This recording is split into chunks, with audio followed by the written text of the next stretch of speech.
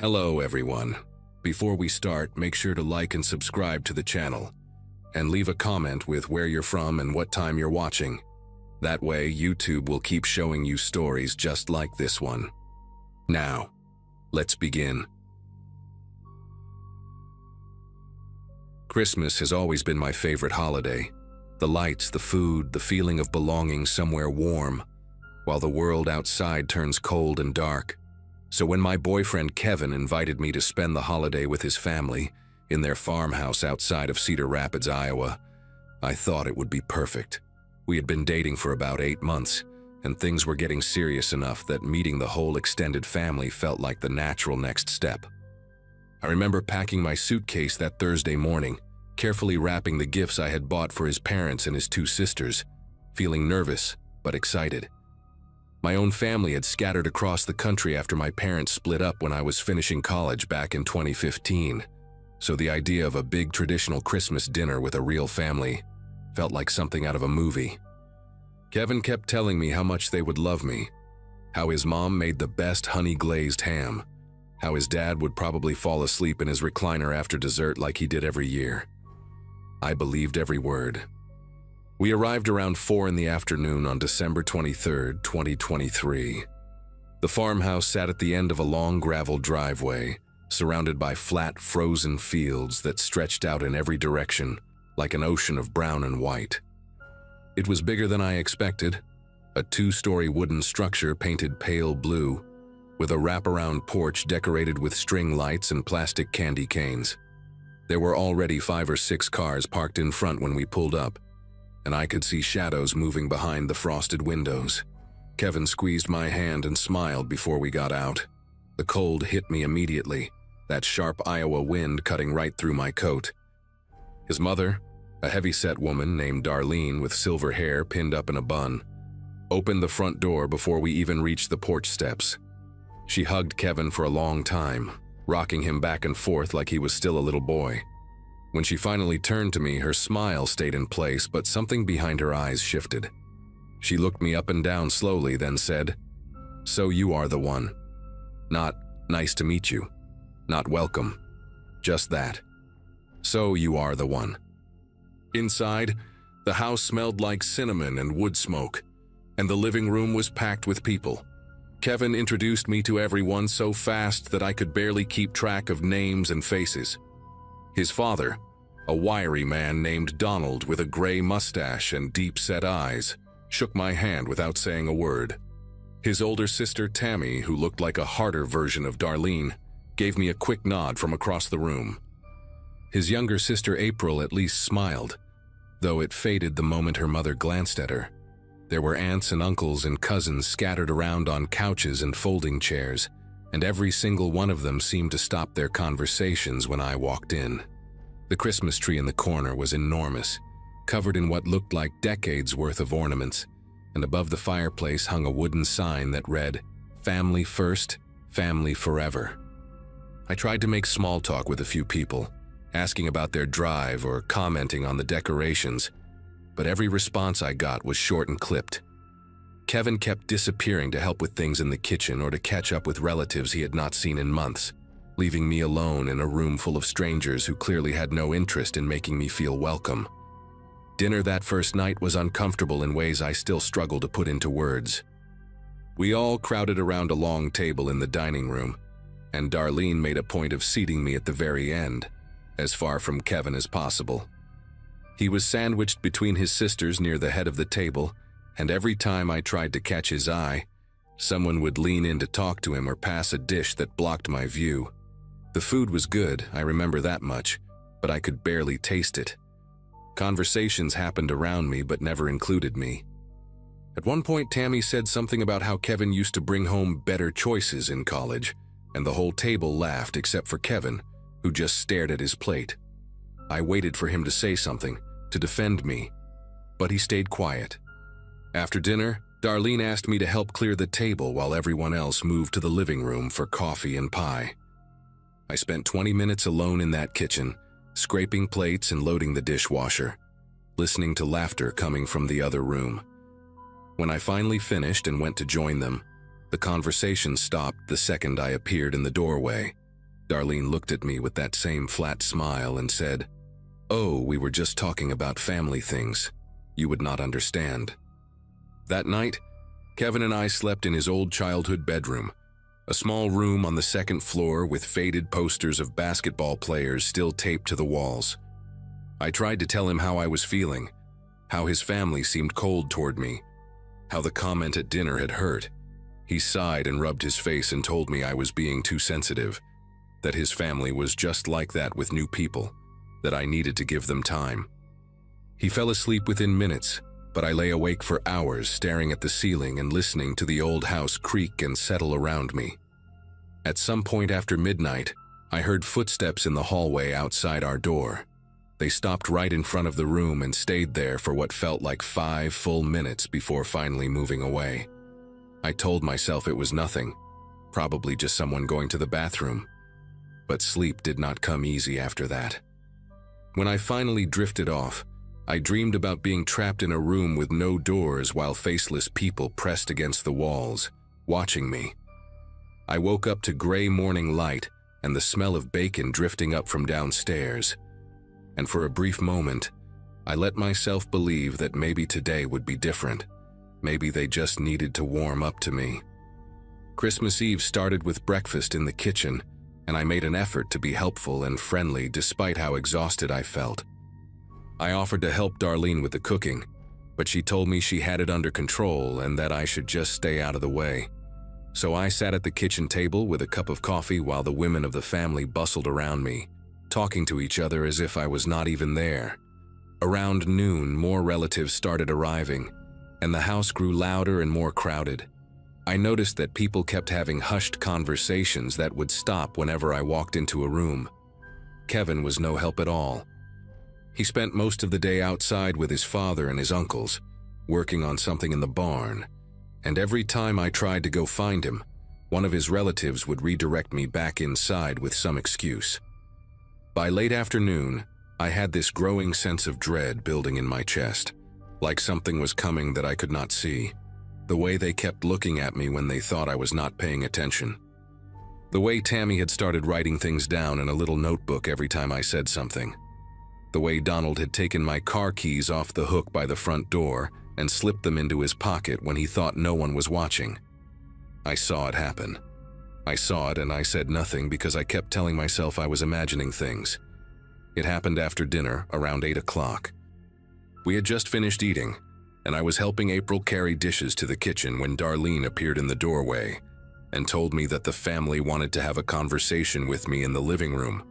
Her voice was calm, almost pleasant, but there was something underneath it that made every muscle in my body tighten. I followed her out, expecting maybe an awkward attempt at bonding or some kind of holiday tradition I did not know about. Instead, I walked into a room where every single member of Kevin's family was seated in a circle of chairs, and there was one empty chair in the middle facing all of them. The Christmas tree lights blinked red and green behind them. The fire crackled in the fireplace, and Kevin sat between his mother and his father, not looking at me. Darlene gestured to the empty chair and said, "Sit down, sweetheart. We need to talk about some concerns." My legs moved before my brain could catch up, and suddenly I was sitting in that chair, surrounded by 15 or 16 people all staring at me with expressions that ranged from cold to openly hostile. The front door was behind me, but when I glanced back, I saw that one of Kevin's uncles, a huge man named Bert with hands like dinner plates, had positioned himself directly in front of it. Tammy spoke first. She opened her little notebook and started reading from it like she was presenting evidence in a courtroom. She listed dates and incidents, things I had apparently done wrong over the past 8 months. The time I convinced Kevin to skip his mother's birthday dinner because we had concert tickets.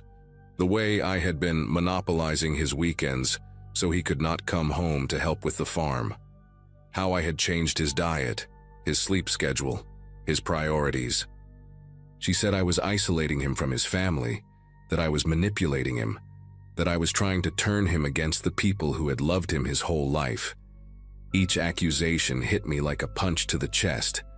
I tried to respond, tried to explain that Kevin had made his own choices, that we were building a life together in the city, that none of this was some sinister plan. But every time I opened my mouth, someone else would cut me off. Donald talked about how Kevin used to call home every Sunday, and now they were lucky to hear from him once a month. Darlene cried actual tears as she described how her baby boy was slipping away from her. An aunt whose name I never learned called me a snake. The word hung in the air like smoke. A snake. And through all of it, Kevin just sat there, hunched forward with his elbows on his knees, staring at the floor and saying absolutely nothing. After about an hour of this, I finally found my voice. I stood up from the chair and said I was done, that I was not going to sit here and be attacked, that I wanted to leave. The room went quiet. Darlene exchanged a look with Donald, and then Donald reached into his pocket and pulled out my car keys. He held them up, letting them dangle from his fingers, and said, "You are not going anywhere until we finish this conversation." I asked for my keys back. I tried to keep my voice steady, but I could hear it cracking. He just shook his head slowly, like I was a child who did not understand the rules. I turned to Kevin, begging him with my eyes to do something, to say something, to stand up and tell his family that this was insane.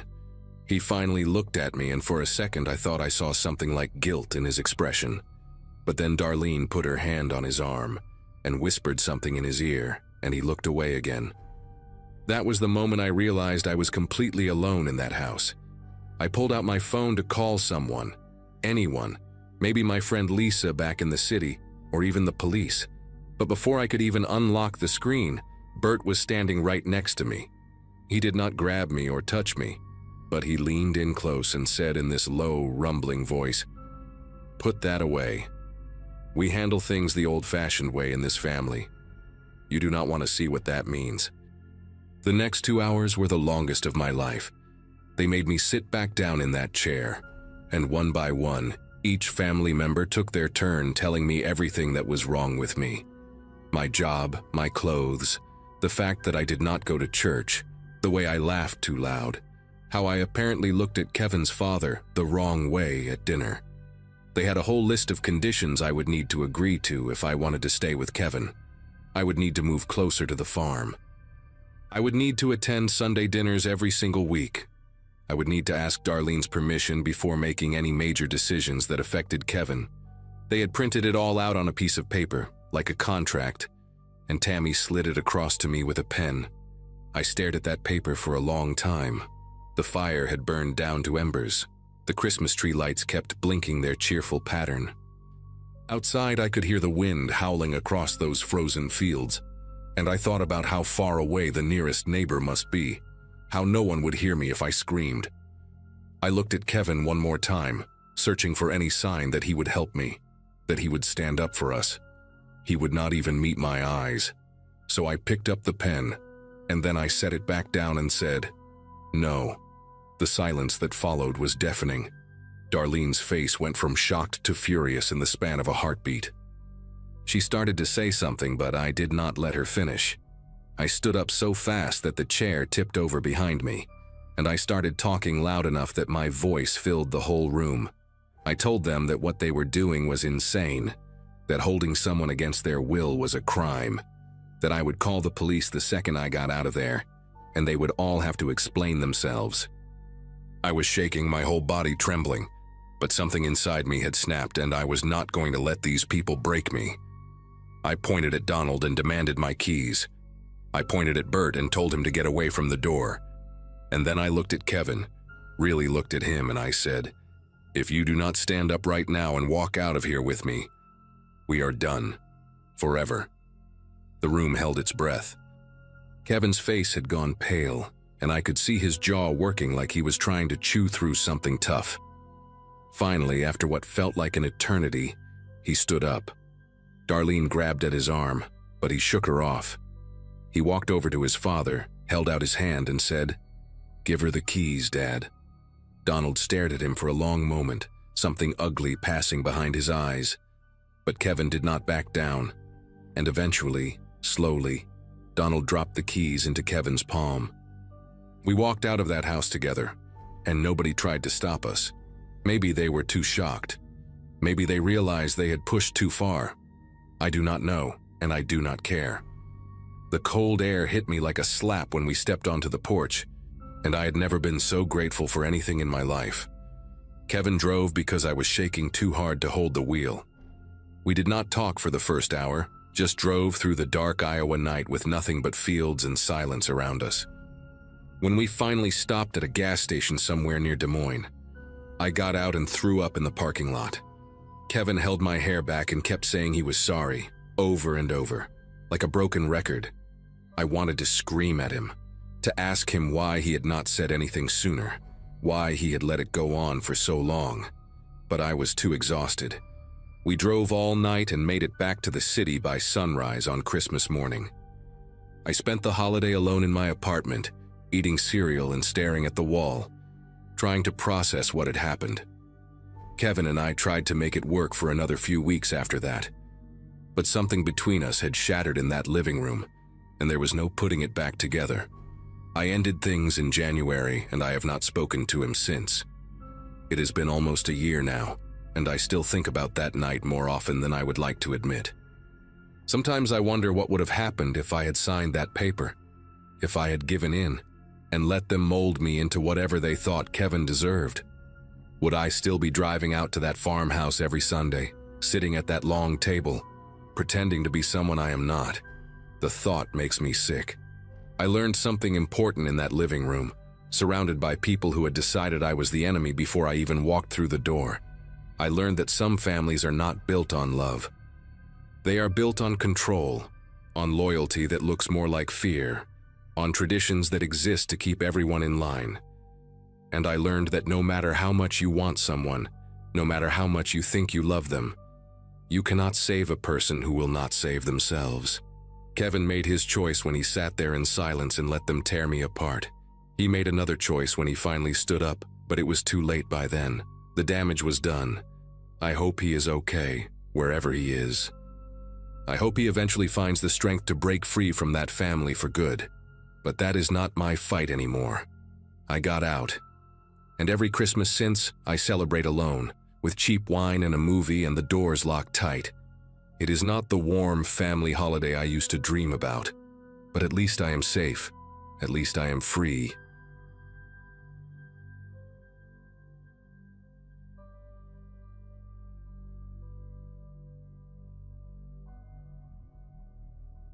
Every year since I was a kid, December 24th meant the same thing. Chaos, laughter, and falling asleep to the smell of pine needles and cinnamon. But after what happened in 2023, that date now carries a weight I cannot shake. My wife Stephanie and I had just bought our first house in a quiet suburb outside Denver, Colorado. A split level with a big backyard where our two kids, Harper and Miles, could finally have room to run around. We had moved in during October, and I remember thinking how perfect it would be to host our first real Christmas there. My parents came over on Christmas Eve, along with Stephanie's sister and her husband. We did the whole thing: eggnog, caroling on the TV, the kids leaving cookies out for Santa. Everyone left around 11, and by midnight, Stephanie and I had finished placing all the presents under the tree. I was 34 that December, finally feeling like I had my life together, like I had built something worth protecting. We went to bed exhausted but happy, the kind of tired that comes from a good day spent with people you love. I woke up at 2:14 in the morning. I know the exact time because I checked my phone the second my eyes opened, annoyed at myself for waking up when I had maybe 4 hours before the kids would come bursting into our room.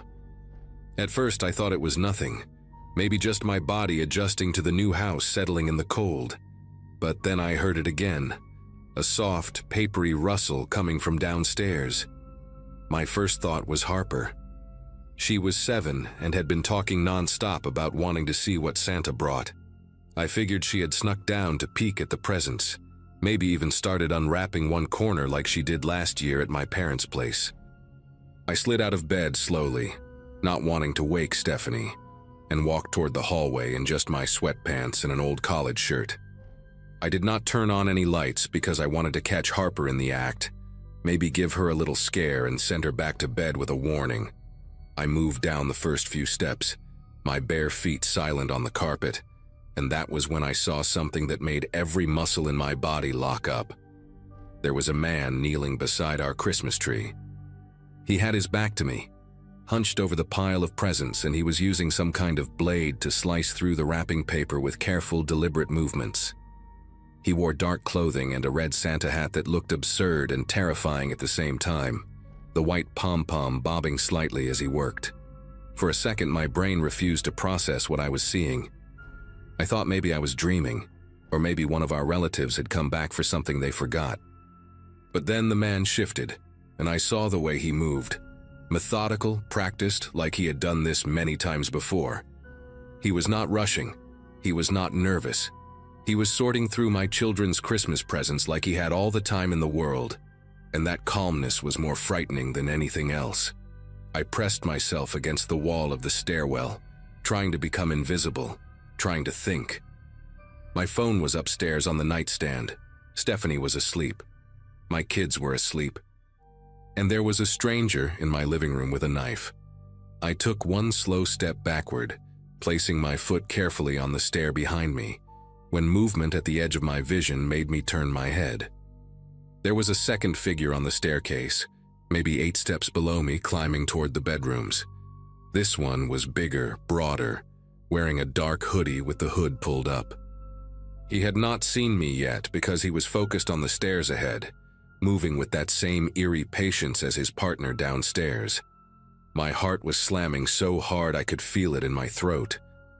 I had maybe 2 seconds before he looked up and saw me standing there in the dark. I thought about my daughter sleeping in her room with the door cracked open because she was afraid of the dark. I thought about my son, only 4 years old, clutching his stuffed dinosaur. I thought about Stephanie, completely unaware that 2 strangers had entered our home while we slept. In that moment, I was not brave. I was not a hero. I was a father who realized that everything he loved was in danger, and I had no idea what to do. I did the only thing that made sense. I moved. Not down toward the man by the tree, but up, as fast and as quietly as I could manage. The figure on the stairs was still looking down at his feet, watching his steps, and I used those precious seconds to slip back into the upstairs hallway. My pulse was roaring in my ears so loud I was certain they could hear it. I ducked into the bathroom across from our bedroom and pressed myself behind the door, leaving it open just a crack so I could see the top of the stairs. I needed to think. I needed a plan. The baseball bat I kept in the closet seemed impossibly far away now, in the bedroom where Stephanie was sleeping. If I woke her up, she might make noise. If I went for the bat, the man on the stairs might reach the hallway before I got back. Every option felt like a trap. Through the crack in the bathroom door, I watched the dark shape of the hooded figure reach the top step. He paused there, his head turning slowly as he scanned the hallway, and I held my breath until my lungs burned. He moved toward Harper's room first. Her door was the closest to the stairs, and she always left it open a few inches because of the nightlight in the hallway. I watched him push it open wider with one gloved hand, and something inside me snapped. I stopped thinking about plans and options and what made sense. I stepped out of the bathroom, crossed the hallway in 3 strides, and grabbed the back of his hoodie with both hands before he could step inside my daughter's room. The man was heavier than me, probably had 40 pounds on my frame, but I had momentum and rage and the kind of strength that only comes when your child is 10 feet away from a stranger in the dark. I yanked him backward with everything I had, and we both went down hard on the hallway floor. He let out a grunt of surprise, and somewhere downstairs I heard the other one call out, a sharp, questioning sound that was not quite a word. The man beneath me started thrashing, trying to twist around, and I felt something hard press against my ribs. A flashlight, maybe, or something worse. I did not wait to find out. I drove my elbow into the side of his head, once, twice, and then I was on my feet again, screaming for Stephanie to wake up, to call 911 to get the kids. Everything after that happened in fragments, like my brain could only record pieces at a time. Stephanie's voice, confused and then terrified, asking what was happening. Harper crying out from her room, that high-pitched wail that children make when they wake up scared. The man on the floor groaning, rolling onto his side, and me standing over him with my fists clenched, waiting for him to get up so I could hit him again. I heard footsteps pounding up the stairs, the second intruder, the one with the Santa hat, coming to help his partner. I grabbed the only thing within reach, a heavy ceramic vase that Stephanie's mother had given us as a housewarming gift, and I positioned myself between the staircase and my daughter's door. When the man in the Santa hat appeared at the top of the stairs, I did not hesitate. I swung the vase at his face with both hands, and it connected with a sound I will never forget, a wet, crunching impact that sent him stumbling backward. He caught himself on the railing, blood streaming from his nose, and for one long second we just stared at each other. His eyes were wide and shocked above a black cloth mask that covered the lower half of his face. He was younger than I expected, maybe mid-20s, and in that moment he looked almost as scared as I felt. He ran. He turned around and went down those stairs so fast he nearly fell, and I heard the front door slam open as he fled into the night. The man on the hallway floor was trying to crawl toward the stairs now, leaving a smear of blood on the carpet from where my elbow had split something open on his face. Stephanie was in the doorway of our bedroom with her phone pressed to her ear, her voice shaking as she told the 911 operator our address. I could hear Harper sobbing and Miles calling out for Mommy, and I wanted to go to them so badly it hurt, but I could not take my eyes off the man on the floor. He made it to the top of the stairs, pulled himself up using the railing, and half ran, half fell down to the first floor. I followed him to the top step and watched him stumble through the living room, past the scattered presents and torn wrapping paper, and out the same door his partner had used. The whole thing, from the moment I woke up to the moment they were gone, was maybe 4 minutes. It felt like hours. It felt like seconds. When I finally let myself breathe, my legs gave out, and I sat down right there on the top stair, shaking so hard my teeth were chattering. The police arrived in under 6 minutes, though it felt like an eternity. Stephanie had gathered both kids into our bedroom and locked the door, and I stayed at the top of the stairs with that broken vase still clutched in my hand, watching the front door like the men might come back at any moment. When I saw the red and blue lights flashing through the living room windows, I nearly started crying. 2 officers came in with their weapons drawn, clearing each room before they let us come downstairs. Harper would not stop shaking, and Miles kept asking why there was blood on the floor, and I did not have any answers that a 4-year-old could understand. One of the officers, a woman with short gray hair and a calm voice that seemed designed for moments like this, sat with Stephanie and the kids while her partner walked me through the house. That was when we found the window. It was in the small guest bathroom on the first floor, the one we barely used, tucked behind the laundry room. The window was wide open, the screen removed and placed neatly against the wall outside. My brother-in-law had used that bathroom during the party, and when I checked, I realized the lock had never been turned after he left. Such a small thing. Such a stupid, simple oversight. And 2 strangers had slipped through it while my family slept upstairs. The officers told me we were lucky. They said home invasions on Christmas Eve were more common than people think. Criminals know that houses are full of new electronics, jewelry, cash gifts, and families are distracted by celebration. They know that guests come and go, that doors and windows get opened and forgotten, that the noise of a party can cover almost anything. They also told me that most burglars run the moment they realize someone is home. That confrontation is the last thing they want. I kept thinking about what would have happened if I had not woken up, if that rustling paper had not pulled me out of sleep. The man with the Santa hat had been sorting through presents to find the most valuable items, probably electronics and gift cards, things that are easy to carry and easy to sell. But his partner had been heading upstairs. The officer did not say what he thought the second man was looking for up there, and I did not ask, because some questions have answers you do not want to hear. They took our statements, photographed the blood on the carpet, and the broken vase and the open window, and told us that detectives would follow up in the morning. By the time they left, it was almost 5 in the morning, and the sky outside was starting to turn gray with the first light of Christmas Day. We did not open presents that morning. Harper asked once in a small voice if Santa had still come, and I had to walk into the kitchen so she would not see my face. Stephanie handled it better than I did. She always does. And somehow convinced the kids that we would do Christmas later, that right now we needed to rest and be together. We spent the morning huddled on our bed, all four of us, watching cartoons on Stephanie's laptop while I kept glancing at the bedroom door.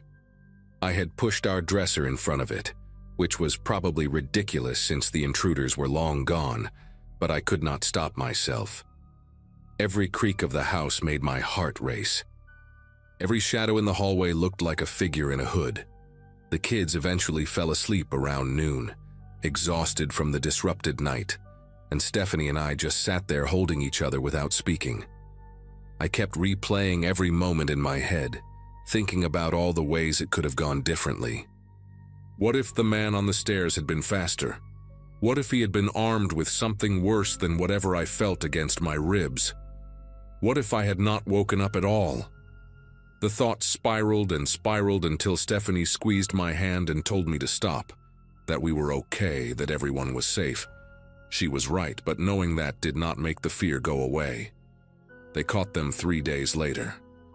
A neighbor 2 streets over had a doorbell camera that recorded the men fleeing down the sidewalk, and the footage was clear enough to show their faces once they pulled off their masks while running to their car. The one I hit with the vase was 23 years old, a guy named Ronald Becker, with a string of prior burglary charges in 3 different states. His partner was his cousin, 19. No prior record, but plenty of connection to stolen goods that police found when they searched their apartment. They had hit 4 other homes that same week, all in neighborhoods where holiday parties made for easy targets. During the investigation, a detective told me something that still keeps me up at night. He said that based on what they found in the cousin's apartment, zip ties, duct tape, a handgun that the younger one had left in their car that night, there was a possibility they had been planning to do more than just steal presents. He could not say for certain what their intentions were, and neither of them confessed to anything beyond burglary. But he wanted me to know that what I did on that staircase, the decision to fight instead of hide, might have prevented something much worse. I think about that every single day. I think about how close we came to a different ending, one where I am not writing this post because I am not here to write it. We moved out of that house 6 months later. Stephanie and I agreed that we could never feel safe there again, and the kids had nightmares for months about bad men coming through the windows. We live in an apartment building now, on the 4th floor, with a security desk in the lobby and cameras in every hallway. I check the locks 3 times before bed. I sleep with a bat next to my nightstand, and every Christmas Eve, while other families are laughing and celebrating, I stay awake until dawn, listening for sounds that do not belong.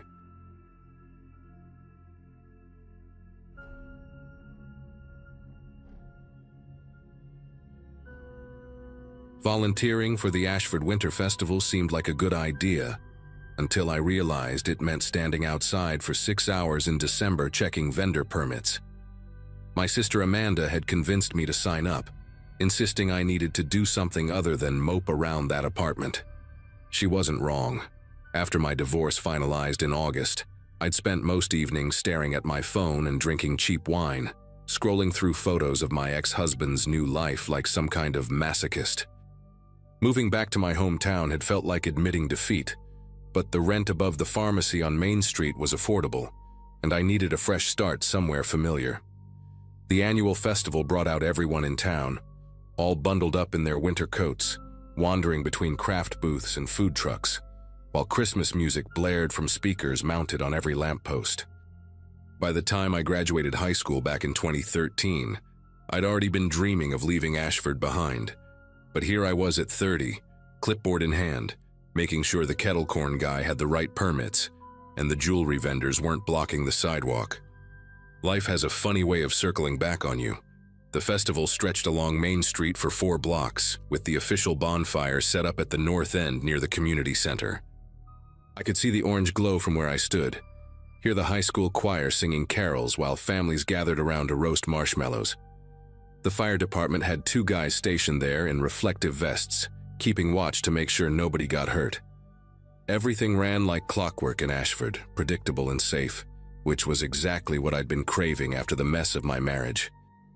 Around 8 that evening, the cold started seeping through my jacket, making my fingers ache even inside my gloves. I decided to cut through the alley behind the pharmacy to run upstairs and grab my heavier coat. That's when I noticed the smoke. Thick, dark smoke rising into the night sky from somewhere past the south end of Main Street, near the old Hutchinson barn that had been abandoned since I was a kid. My brain immediately jumped to teenagers starting their own fire, probably trying to drink beer and feel rebellious away from their parents. But something about the smoke bothered me. It was too much, too dark, and coming from the wrong direction entirely if you were trying to stay hidden from the festival crowds. I should have just grabbed my coat and gone back to my post. I should have assumed it was nothing, maybe some debris burning in a barrel or a controlled burn someone forgot to mention. But curiosity has always been my worst quality, the thing that made me check my ex's phone in the first place and find all those messages that ended my marriage. So instead of being smart, I walked toward the smoke. The alley behind Main Street was mostly empty, just a few people cutting through to get to the parking lot faster. I passed the back entrance to the hardware store and the dumpsters behind the diner, my boots crunching on gravel and bits of ice. The temperature felt even colder away from the crowds, away from the body heat and the lights. As I got closer to the Hutchinson property, the smell hit me first. Not wood smoke like you'd expect from a campfire, but something chemical and sharp that made my throat tighten. The barn sat about 50 yards off Main Street, surrounded by a chain-link fence that had more holes than actual fence at this point. Kids had been sneaking in there for years to drink and fool around, leaving behind beer cans and cigarette butts. I'd done it myself back in high school, making out with Tommy Brennan on a dare while our friends kept watch outside. The smoke was definitely coming from behind the barn, rising in thick plumes that looked almost black against the night sky. I pulled out my phone and turned on the flashlight, ducking through one of the gaps in the fence. My heart was pounding now. Not from fear exactly, but from that electric feeling you get when you know you're seeing something you're not supposed to see. The ground was uneven, full of frozen mud and dead weeds that grabbed at my ankles. I could hear the festival in the distance, all those voices singing and laughing, completely unaware that anything was wrong. When I rounded the corner of the barn, I saw the fire. It was bigger than I expected, burning in what looked like an old oil drum someone had dragged out there. The flames licked up into the darkness, casting flickering shadows across the weathered wood of the barn. And then I saw the person, a figure maybe 20 feet away from me, hunched over the drum and tossing something into the flames. They were wearing dark clothes, a heavy jacket with the hood pulled up, and they moved quickly, urgently, like they were racing against time. My breath caught in my chest. I stepped back instinctively, trying to stay in the shadows, but my boot hit a piece of metal and it made a loud clang that echoed across the empty lot. The figure's head snapped up. For a second, neither of us moved. I could see their face partially illuminated by the firelight, but the hood cast too many shadows for me to make out any real features. Then they dropped whatever they'd been holding and ran. Not toward me, thank God, but in the opposite direction, cutting through the far side of the property toward the woods that bordered the edge of town. They moved fast, stumbling once on the rough terrain but recovering quickly, and within seconds they disappeared into the tree line. My legs felt like they'd been filled with cement. Every instinct screamed at me to run back to the festival, to find a cop or a firefighter or literally anyone else to deal with this. But I couldn't stop staring at the oil drum, at the flames still crackling and spitting embers into the air. Whatever that person had been burning, there was still evidence left. I took a few shaky steps forward, holding my phone up to get a better look. The heat from the fire hit my face, making my eyes water. Inside the drum I could see fabric, dark pieces of what looked like clothing curling and blackening in the flames. A jacket sleeve, maybe part of a shirt, something that might have been denim. My stomach turned. This wasn't teenagers burning trash or getting rid of old furniture. This was deliberate, secretive, wrong. I didn't touch anything. Every crime show I'd ever watched screamed at me not to contaminate a scene, assuming this even was a scene, and not just my paranoid brain making connections that didn't exist. But I took photos. Lots of them. The oil drum, the flames, the partially burned clothing, the footprints in the mud leading toward the woods. My hands were shaking so badly that half the pictures came out blurry, but I kept snapping anyway, documenting everything I could see. Then I heard voices. Not from the festival, but closer, coming from near the fence. Two men talking in low tones, and one of them laughed at something the other said. Panic seized my chest. I didn't know if they were connected to whoever had been burning things, or if they were just festival goers taking a shortcut, but I wasn't about to stick around and find out. I turned and walked as quickly as I could back toward the gap in the fence, trying not to run and draw attention to myself. My heart hammered against my ribs so hard I thought it might crack one. When I made it back to the alley behind Main Street, the sounds of the festival washed over me like a wave. Christmas music, children laughing, someone announcing the winners of the gingerbread house contest over a loudspeaker. Everything normal and cheerful and completely oblivious to what I'd just seen 50 yards away. I found Officer Daniels near the hot chocolate stand, talking to someone's grandmother about parking violations. He'd been on the Ashford police force for as long as I could remember, one of those guys who seemed born to wear a uniform and hand out stern warnings to teenagers. When I approached him, my voice came out higher than I intended, breathless and shaky. I told him everything: the smoke, the figure, the burning clothes, the way they'd run into the woods. He listened with his arms crossed, his expression shifting from polite interest to something more serious as I pulled up the photos on my phone. The images looked even worse on the small screen, the flames bright and angry, those charred pieces of fabric clearly visible. Daniels told me to stay put and radioed for backup, his voice calm but clipped in that way cops have when they're trying not to alarm civilians. Within 10 minutes, 2 more officers arrived, and they headed toward the Hutchinson property with flashlights and radios crackling. Daniels asked me to come down to the station after the festival ended to give a formal statement. I nodded, still feeling like my chest was filled with ice water. Amanda found me 20 minutes later asking why I looked like I'd seen a ghost. I couldn't even begin to explain. The festival wound down around 11, families packing up their kids and heading home to wait for Santa. I drove to the police station in my beat-up sedan, the Christmas lights on Main Street feeling surreal and almost mocking now. The station was a small brick building that smelled like burnt coffee and industrial cleaner. I sat in a hard plastic chair and gave my statement to Daniels and another officer, a younger woman named Hayes, who took notes on a laptop. They asked me to describe the figure I'd seen in as much detail as possible: height, build, clothing, anything distinctive, but I had almost nothing useful to give them. Average height, maybe. The hood had obscured everything. They moved quickly, but not like an athlete, just someone desperate. Hayes asked if I'd noticed any cars parked nearby, any sounds other than the fire. I hadn't. I'd been too focused on not getting caught myself. When they finished with me, Daniels walked me to the door and told me they'd secured the scene and would investigate thoroughly in the morning. His tone was professional, but I could see something in his eyes, a tightness around his mouth that told me he was taking this seriously. I drove home and didn't sleep. Every time I closed my eyes, I saw those flames and that hooded figure disappearing into the darkness. The news broke before I even woke up on Christmas morning, though calling what I did sleeping would be generous. My phone started buzzing around 7 with texts from Amanda, from people I hadn't talked to in months, all asking the same thing. "Did you hear about Stephanie Carr?"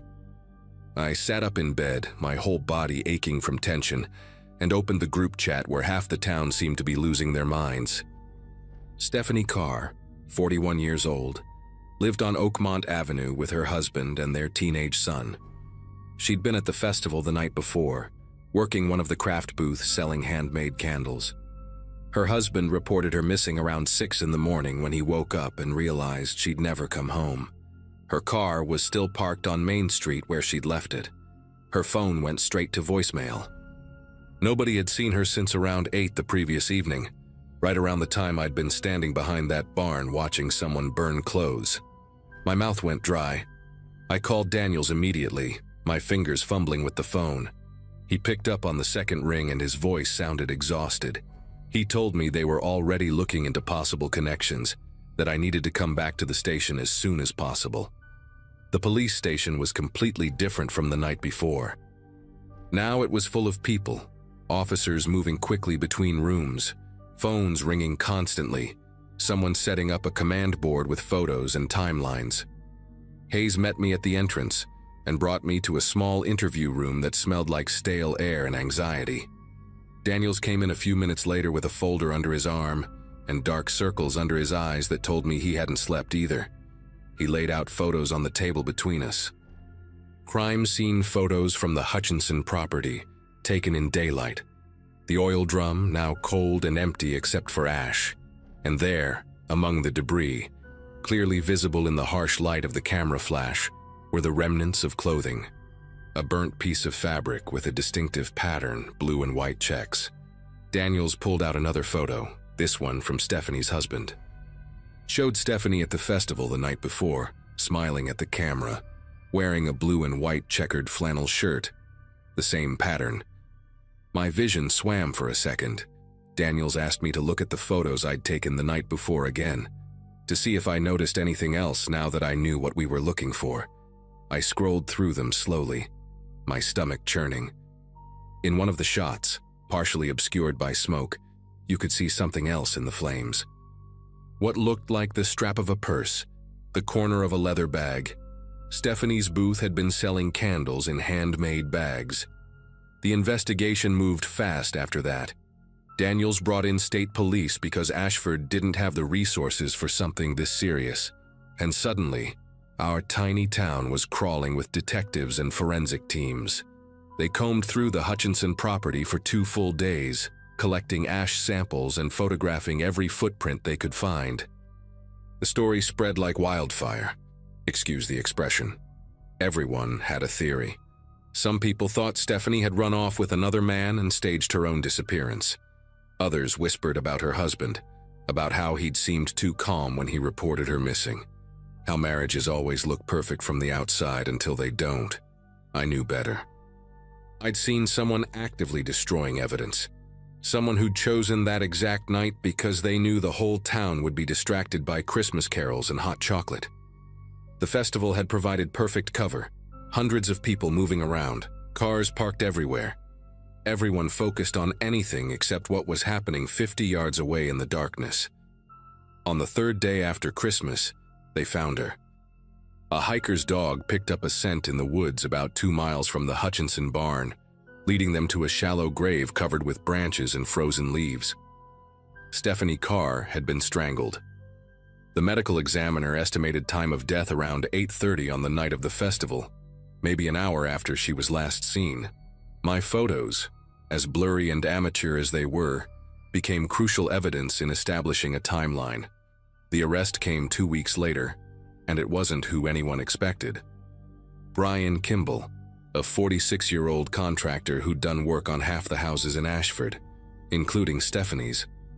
Turned out he'd been having an affair with her for 8 months, and when she tried to end it, threatened to tell her husband everything.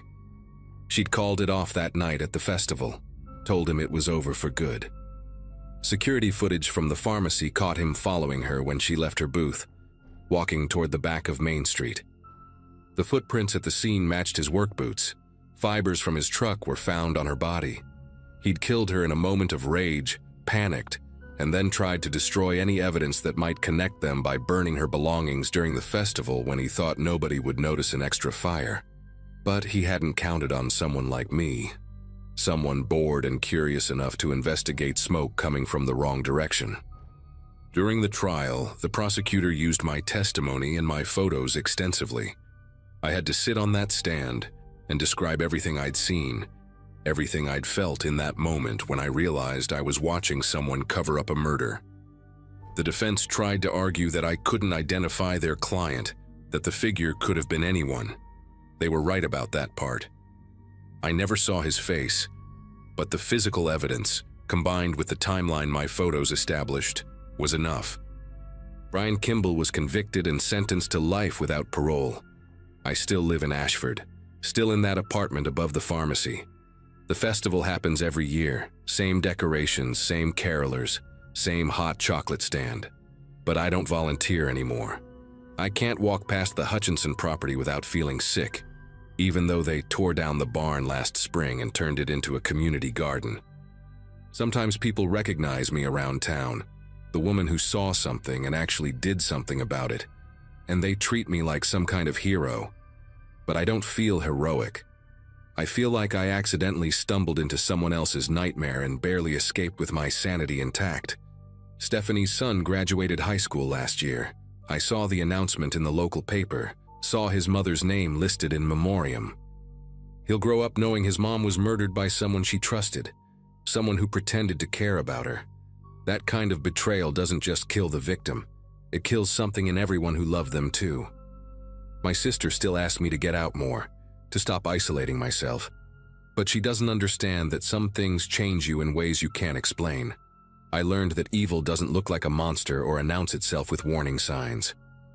Sometimes it looks like a contractor in a work jacket, someone your neighbors trust to fix their roof or remodel their kitchen, someone who can smile at you in the hardware store and then strangle a woman to death an hour later because she wouldn't do what he wanted. That's the part that haunts me most. Not what I saw that night, but how ordinary it all was. How easily it could have gone completely unnoticed if I'd just minded my own business and grabbed my coat like I planned. Termine.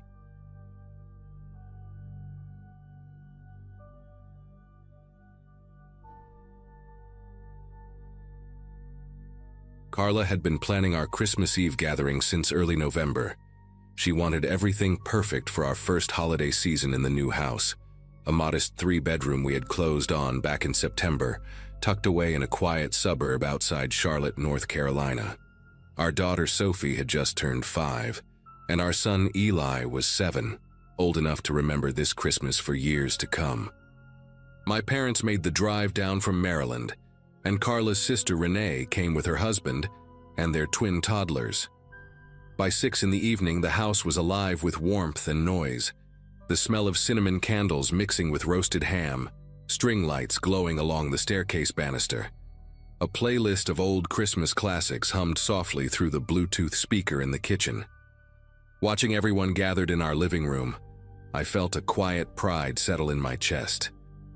At 33, after years of renting cramped apartments and saving every spare dollar, I had finally built something real for my family. Our next-door neighbor was a man named Glenn Partridge. He lived alone in a tan brick house with overgrown hedges and a permanent collection of Amazon boxes stacked by his front door. I had spoken to him maybe 4 times since we moved in, and each conversation left me feeling slightly unsettled without being able to pinpoint exactly why.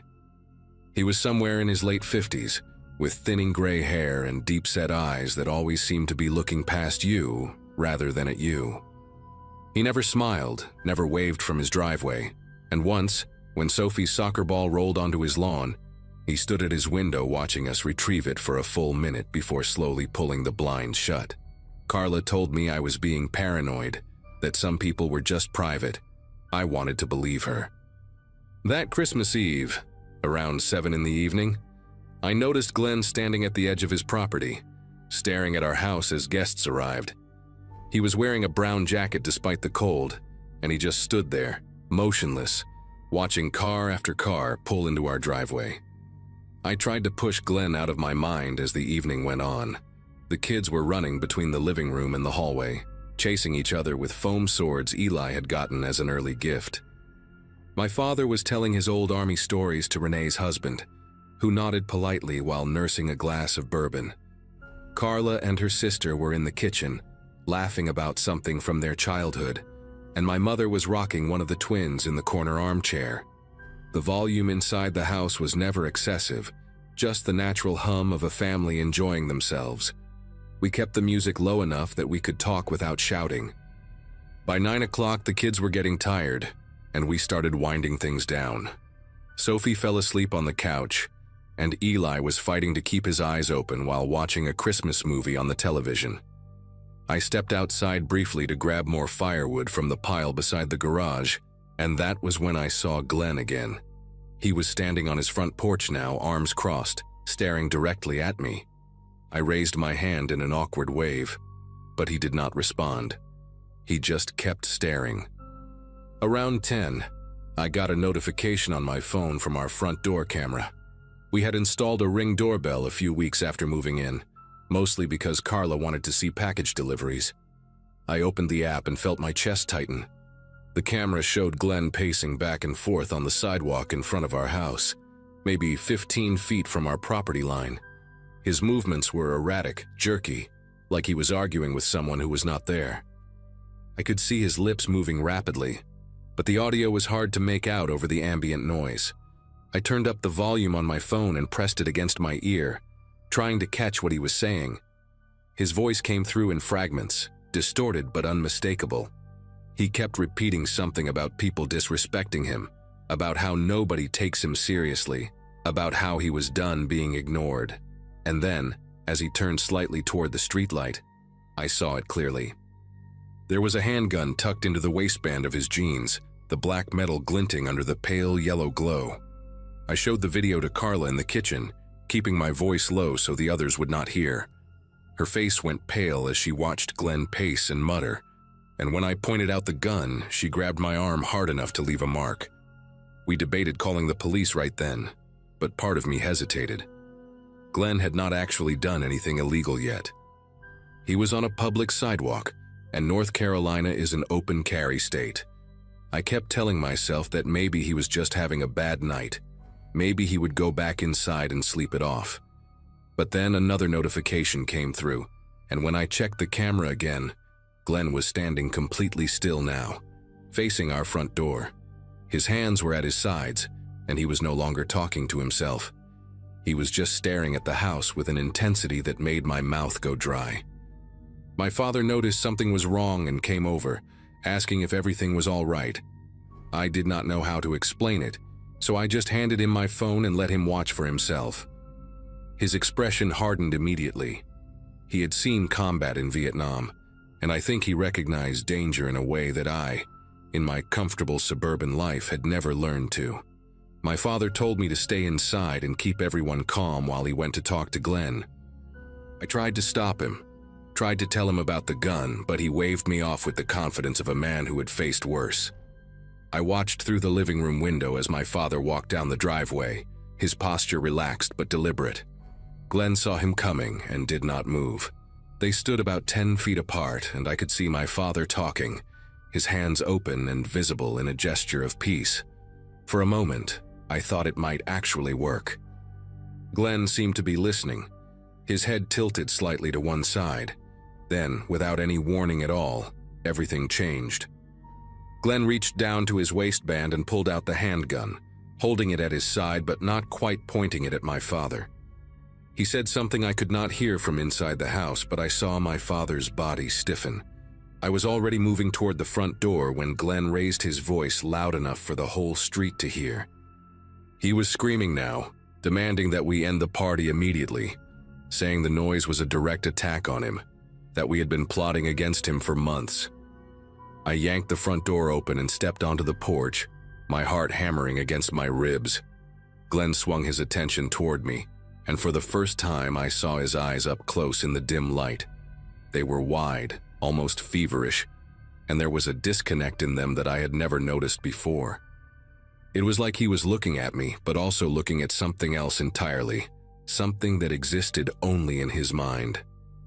My father had not moved, had not flinched, and I tried to match his composure even though every instinct in my body was telling me to run. Glenn pointed at me with his free hand, the gun still gripped tightly in the other. He said I knew what I had done, that everyone on the street knew, that we had been sending him signals through the noise, through the cars, through the lights.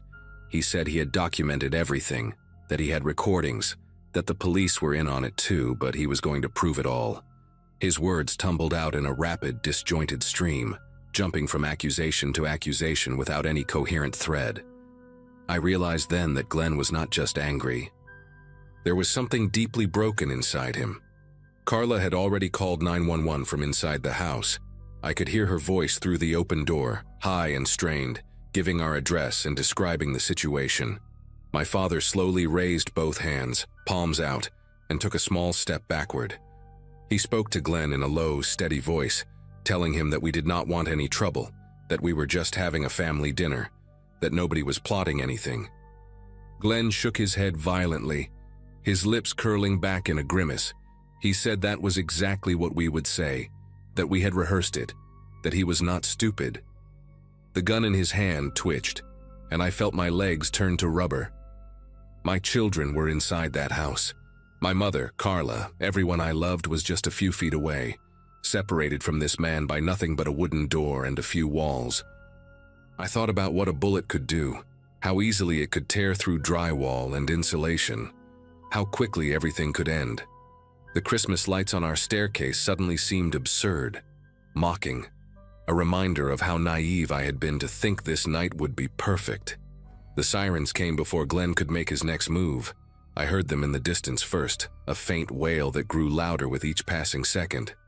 Glenn heard them too, and something shifted in his expression. The feverish intensity in his eyes flickered, replaced by a flash of confusion, and then something that almost looked like fear.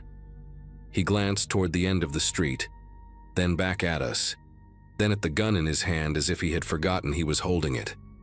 My father used that moment of hesitation to take another step back, putting more distance between himself and Glenn. I stayed perfectly still on the porch, afraid that any sudden movement might snap Glenn back into whatever dark place his mind had been occupying. The police cruiser appeared at the corner, its red and blue lights painting the houses in alternating colors. A second cruiser followed close behind. Glenn lowered the gun to his side but did not drop it, and I could see his jaw working, his teeth grinding together as he processed what was happening. Part of me expected him to run, or worse, to start shooting. Instead, he just stood there, frozen, like a man waking up from a nightmare and realizing he was still inside it. The officers approached with their weapons drawn, shouting commands that echoed through the quiet neighborhood. Glenn dropped the gun onto the sidewalk, and for a moment he looked almost relieved, like a weight had been lifted from his shoulders. They cuffed him quickly and efficiently, and as they led him toward the cruiser, he turned his head and looked directly at me. There was no anger in his expression anymore, no accusation, just a hollow emptiness that made me feel something I did not expect to feel in that moment. Pity. One of the officers came to speak with us while his partner secured Glenn in the back seat. He was a younger guy, maybe late 20s, with a calm demeanor that suggested he had handled situations like this before. He asked if anyone was hurt, if we had the doorbell footage, if we wanted to press charges. I told him we had everything recorded and that we absolutely wanted to pursue this as far as the law would allow. He nodded and said something that stuck with me long after that night. He said Glenn had called 911 3 times that month, accusing various neighbors of plotting against him, monitoring his movements, sending coded messages through their landscaping choices. The department had flagged him as a person of concern, but without an overt threat, their hands had been tied. We went back inside after the police left, and I remember the strange silence that had settled over the house. The Christmas music was still playing softly from the kitchen speaker, but nobody was listening anymore. My mother was holding Sophie in her arms, the little girl still half asleep and unaware of what had just happened outside. Eli was sitting on the couch with wide eyes, and I knew he had seen more than I wanted him to. Renee's husband was pouring himself another bourbon with hands that were not quite steady, and Carla was standing by the window, staring at the empty spot on the sidewalk where Glenn had been standing just minutes before. Nobody knew what to say. The ham was getting cold on the counter, and the fire in the hearth had burned down to embers. I walked over to Carla and put my arm around her, and she leaned into me without saying a word. My father came inside last, closing the door behind him and locking the deadbolt with a heavy click. He looked at me and gave a small nod, the kind of silent acknowledgement that passed between men who had just survived something together. Glenn was charged with aggravated assault and menacing, and he was held without bail pending a psychiatric evaluation. We learned later that he had been diagnosed with severe paranoid schizophrenia years ago, but had stopped taking his medication sometime in the fall. His family, what little he had left, lived out of state and had lost contact with him after he pushed them away with accusations similar to the ones he had thrown at us. The house next door sat empty for months after that night, its overgrown hedges growing even wilder, its Amazon boxes eventually cleared away by a property management company. We put up a fence the following spring, a tall wooden barrier that blocked our view of his property entirely. It was not really about security anymore. It was about not having to look at that tan brick house every time I stepped outside. Sophie and Eli do not remember much about that Christmas Eve, and I am grateful for that. But sometimes when I check the Ring camera at night before going to bed, I still feel a flicker of that old fear. I scroll through the footage quickly, just to make sure there is no one standing on the sidewalk, staring at our door. So far, there never is.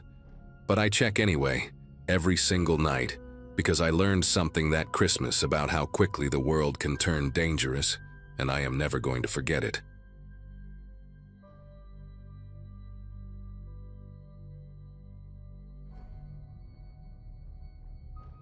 My daughter Molly had begged me to leave the Christmas lights on overnight. She was spending Christmas Eve at her father's place this year, part of the custody arrangement we had worked out after the divorce. But she made me promise on the phone that I would keep the tree glowing until morning. "It looks magical from outside, Mom," she had said, and even though she would not be there to see it, I left them on anyway. I had moved into this small craftsman home in Tacoma, Washington, 8 months earlier, right after everything was finalized.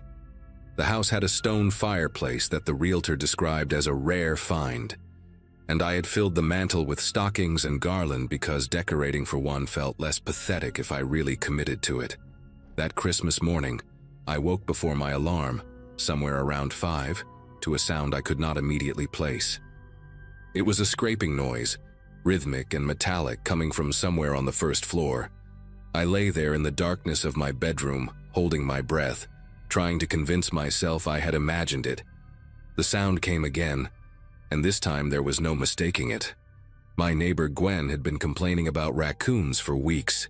They had gotten into her attic and caused all sorts of damage before animal control finally dealt with them. I assumed one had found its way into my chimney, maybe attracted by the residual warmth from the fire I'd let die out the night before. I grabbed my robe from the hook on the back of the door and slipped on my worn house slippers, not bothering with lights as I padded down the narrow hallway toward the living room. The Christmas tree cast soft colored shadows across the walls, and beneath it sat the pile of wrapped presents I had prepared for Molly's visit later that afternoon. My laptop was on the coffee table, along with the small jewelry box my mother had given me years ago. I had been sorting through old pieces the night before, trying to decide what to pass down to Molly when she got older. The scraping grew louder as I approached the fireplace, a grinding metallic sound that seemed to echo inside the flue. I knelt down on the cold hearth, leaning forward to peer up into the darkness, expecting to see the panicked eyes of a trapped animal staring back at me. What I saw instead was a black boot, a single black boot, scuffed and dirty, dangling about 2 feet above the iron grate. It was attached to a leg wrapped in red fabric, cheap, shiny polyester that caught the faint glow from the Christmas tree lights. For a moment, my brain simply refused to process what I was looking at. I remember thinking, in this absurd flash of confusion, that maybe I was still dreaming. Maybe I had not actually gotten out of bed, and this was one of those hyper-realistic nightmares that feel so vivid you can smell things. But I could smell something. Cigarette smoke, stale and clinging to whatever was coming down my chimney. The boot shifted and I heard a grunt from somewhere above it, a distinctly human sound of effort. A man was inside my chimney. A man dressed in what looked like a Santa Claus costume was trying to lower himself into my living room at 5 in the morning on Christmas Day. I scrambled backwards so fast that I knocked into the coffee table, sending my mother's jewelry box clattering to the floor. The noise must have startled him because the movement stopped. I could hear breathing now, heavy, labored breathing echoing down the flue. I was on my hands and knees on the living room floor, staring at that single boot suspended in the darkness of my fireplace, and I could not make myself move. My phone was upstairs on my nightstand. The landline I never used was in the kitchen. Every logical thought seemed to crash into a wall of pure, paralyzing disbelief. Then the boot moved again, dropping another few inches, and I saw more of the leg emerge. The red velvet pants with white fur trim at the cuff, the kind you see on those cheap Santa costumes at party stores. A second boot appeared beside the first one. He was coming down. He was actually coming down into my house, and I was just kneeling there on my floor watching it happen like I had lost the ability to function. Something in me finally snapped into gear. Some primal survival instinct that had been dormant my entire comfortable suburban life. And I pushed myself up off the ground and ran for the kitchen. I grabbed the largest knife from the block on the counter, a chef's knife I had gotten as a wedding gift years ago, and barely used for anything more dangerous than chopping onions. The landline phone was mounted on the wall beside the refrigerator, one of those old cordless models that came with the house. I snatched it from the cradle and dialed 911 with fingers that felt numb and clumsy, pressing myself into the corner between the counter and the wall where I could see the doorway to the living room. The operator answered on the second ring, and I remember my voice coming out in this strange whisper, like my body was afraid to make noise even though the rational part of my brain knew I should be screaming. "Someone is breaking into my house," I said. "He's coming down my chimney. He's dressed like Santa Claus." There was a pause on the other end, and I could almost feel the operator trying to decide if this was a prank call. I gave her my address, repeated it twice, and told her to please send someone immediately. She said units were being dispatched and asked me to stay on the line. From where I stood in the kitchen, I could not see the fireplace directly, but I could see the glow of the Christmas lights reflecting off the hallway walls. I heard a thud, the sound of someone landing on the iron grate, followed by a grunt and the scraping of boots on metal. He was inside. Stranger in a Santa costume was now standing in my living room, 5 in the morning, while I hid in my kitchen holding a knife and a phone. I heard footsteps, slow and deliberate, moving across the hardwood floor. Then the sound of rustling, like someone picking through the presents under the tree. The operator was saying something in my ear, asking if I was still there, asking if I could see the intruder, but I could barely process her words. I was focused entirely on those sounds, the footsteps, the rustling, the occasional clink of something being moved. He was going through my things. He was standing in the room where my daughter would open her gifts in a few hours, touching her presents with his hands, and I was hiding in the kitchen like a terrified child. Part of me wanted to charge in there with the knife, but a larger part understood that confronting him could get me killed. The footsteps stopped. For a long, terrible moment, there was complete silence. I pressed myself harder against the wall, gripping the knife so tight that the handle dug into my palm. Then I heard him move again, and this time the footsteps were coming toward the kitchen. I could see his shadow stretching across the hallway floor before I saw him, this distorted silhouette with the unmistakable outline of a Santa hat. He appeared in the doorway, and for the first time I got a clear look at him. He was maybe 50 years old, with a gaunt face and deep-set eyes that seemed to absorb the dim light rather than reflect it. The Santa suit hung loose on his thin frame, the white trim yellowed and matted. The red fabric faded to something closer to rust. He had a pillowcase in one hand, already bulging with whatever he had grabbed from my living room. He saw me in the same instant I saw him, and we both went still. His eyes dropped to the knife in my hand, then back up to my face. He did not look surprised or afraid. He looked annoyed, like I was an inconvenience he had not planned for. "Put that down," he said. His voice was flat, almost bored, with a slight rasp that matched the cigarette smell I had noticed earlier. "I'm just here for the stuff. Stay out of my way and nothing happens to you." I did not put the knife down. I could not have even if I wanted to. My fingers seemed locked around the handle. The 911 operator was still on the line, and I prayed she could hear everything, that the police were already close.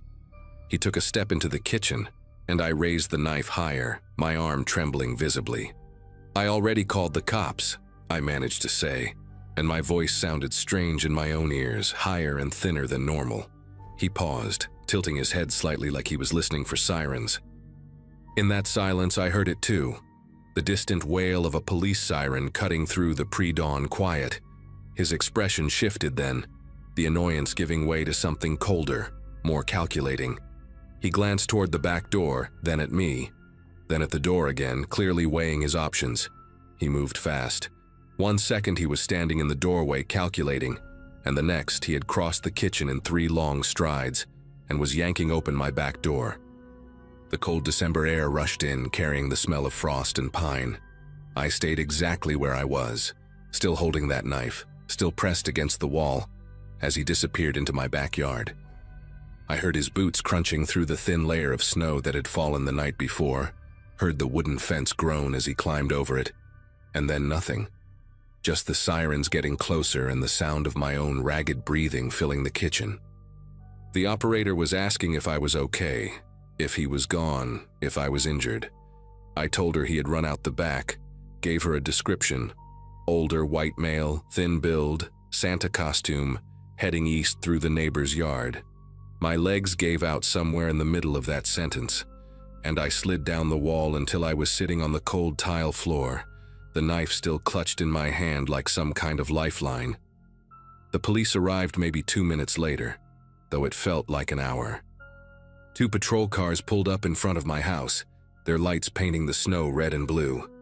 I managed to get up and unlock the front door for them, and then everything became a blur of uniforms and questions and flashlight beams sweeping through my home. They found the pillowcase he had dropped in the backyard.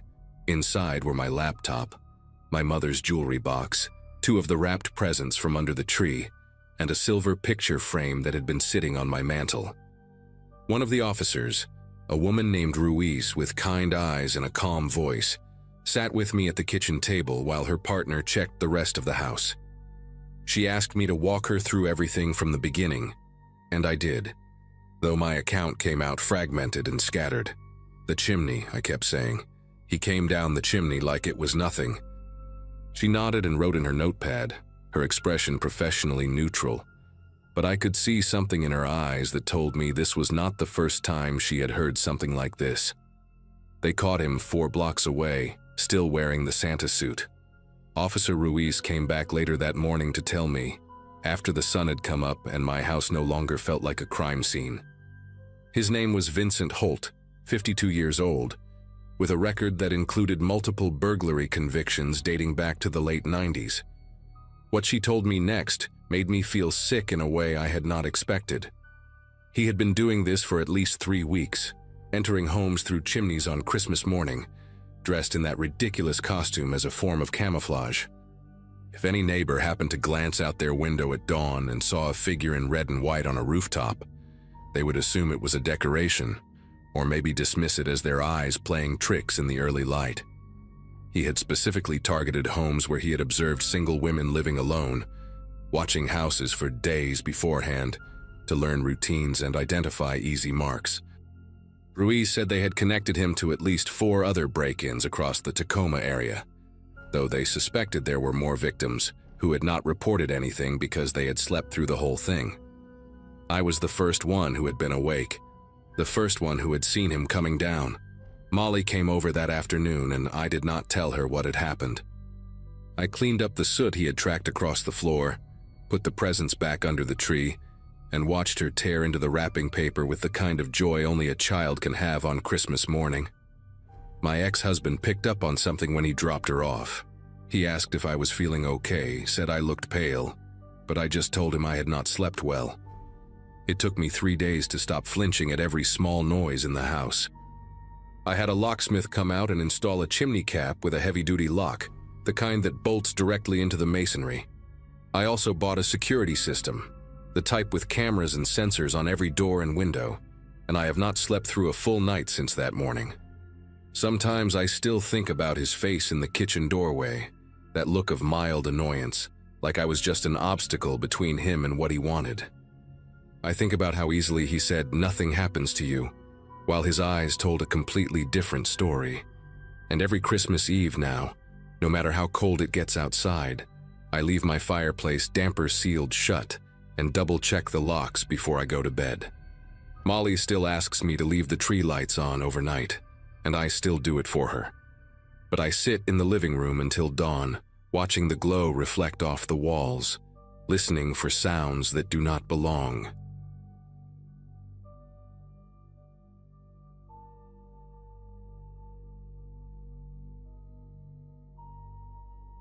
Anyone who lives in a small town knows that certain rhythms become part of your life, whether you want them to or not. When I moved to Barrington Falls 5 years after my divorce finalized, I thought the predictability would drive me insane within a month. Instead, I found myself noticing things, small things, like how old Beverly Hutchins across the street always had her Christmas lights programmed to shut off at exactly midnight, every single night from Thanksgiving through New Year's. She was meticulous about it in a way that seemed almost obsessive, but that was Beverly. Retired schoolteacher, widow for 12 years, the kind of woman who still wore pantyhose to the grocery store and kept her lawn edged like she was expecting a magazine photographer. We weren't close, but we were neighborly. She'd wave from her porch when I got home from the warehouse around 6. I'd help carry her groceries when I saw her struggling with bags. That's how it works in places like this. Christmas Eve 2024 was unseasonably warm for Massachusetts. One of those weird winter nights where you could almost smell the ground thawing. I'd spent the evening at my sister's place in the next town over, eating too much ham and making awkward small talk with her husband's family. Got home around 11:30, tired and ready to collapse. I remember parking in my driveway and seeing Beverly's house across the street, absolutely covered in those old-fashioned multicolored bulbs.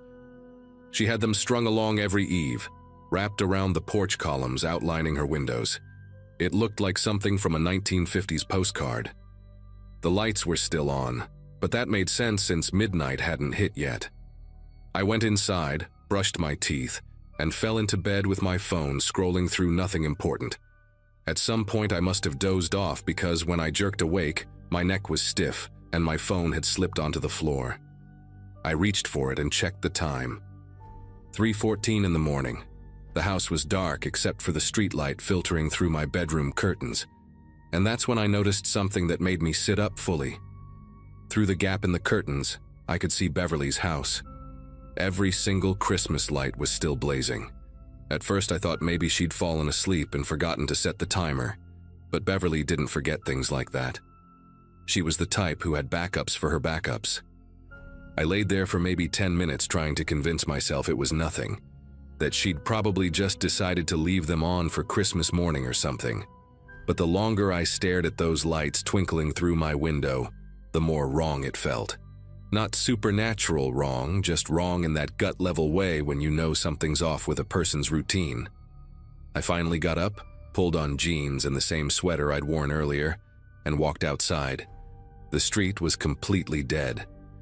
No cars, no sounds except for a dog barking somewhere 3 blocks over. When I crossed the street and got closer to Beverly's house, that's when I heard it. Music. Christmas music, but cranked up so loud it was spilling out into the yard. Some choir singing about silent nights, except there was nothing silent about it. The volume was almost aggressive, like someone had turned every dial to maximum and walked away. I stood on her walkway for a second, trying to figure out what to do. The porch light was on, same as always, and through the big front window I could see her living room. The Christmas tree in the corner was lit up, those old bubble lights she probably bought in the 70s. Everything looked normal except for the music.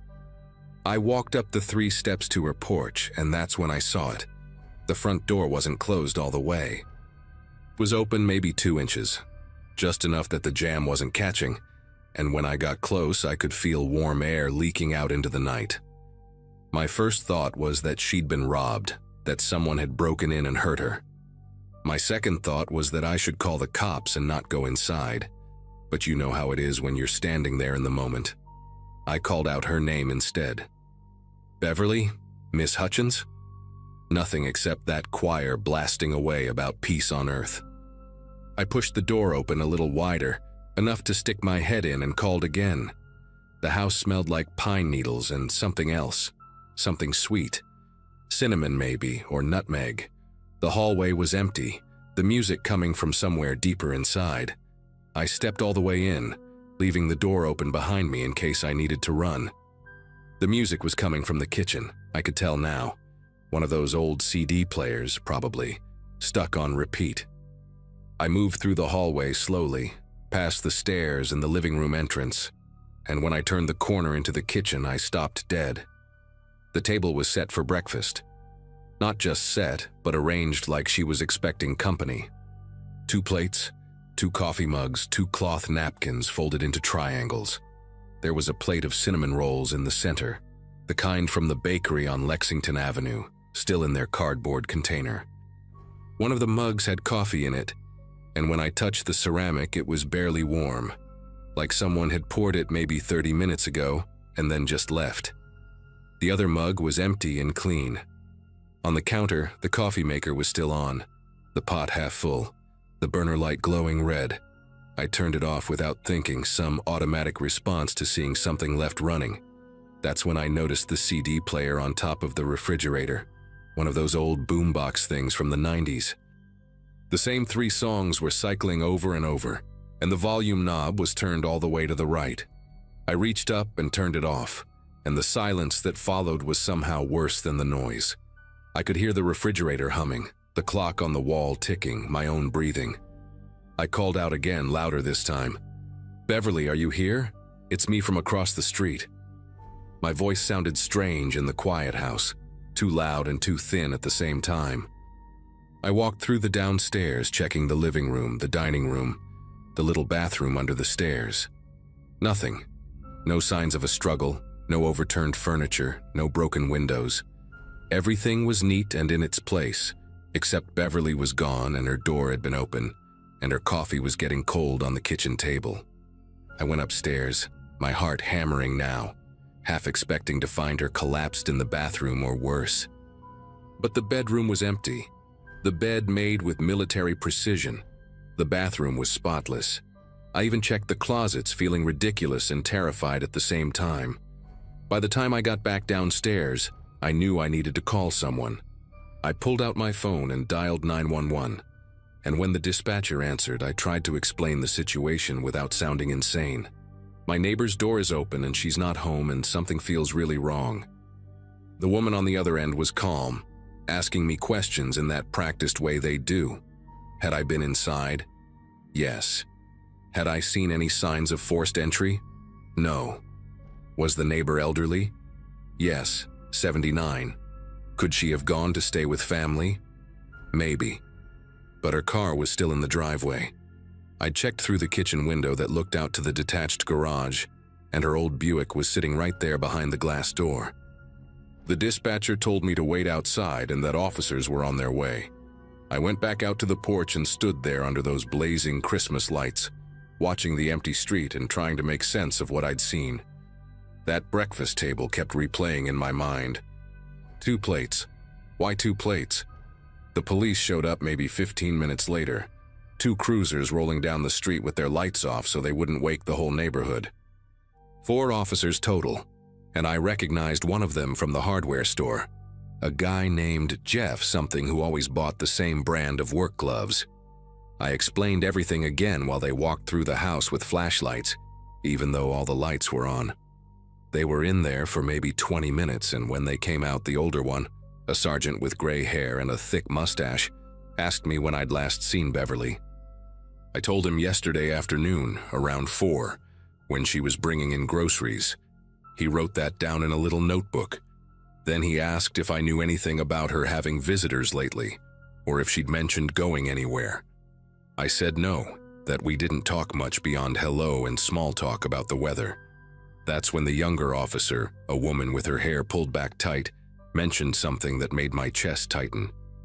She said a couple of neighbors had reported seeing Beverly arguing with someone in her driveway 2 days ago, on December 23rd. A man. They didn't know who. The sergeant asked me to stick around in case they had more questions, so I sat on my porch across the street while they made calls and took photos, and did whatever else police do at a potential crime scene. More cars showed up as the sun started rising, unmarked ones this time. Detectives, I assumed.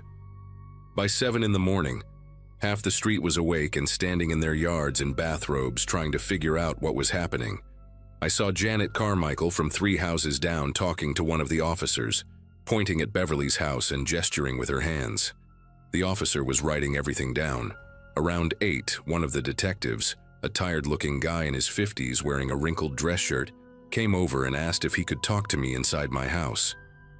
We sat at my kitchen table and he introduced himself as Detective Marsh. He asked the same questions the first officers had, but more detailed this time. Did Beverly have family? I didn't know. Did she seem depressed or confused lately? Not that I noticed. Had I ever seen anyone visiting her regularly?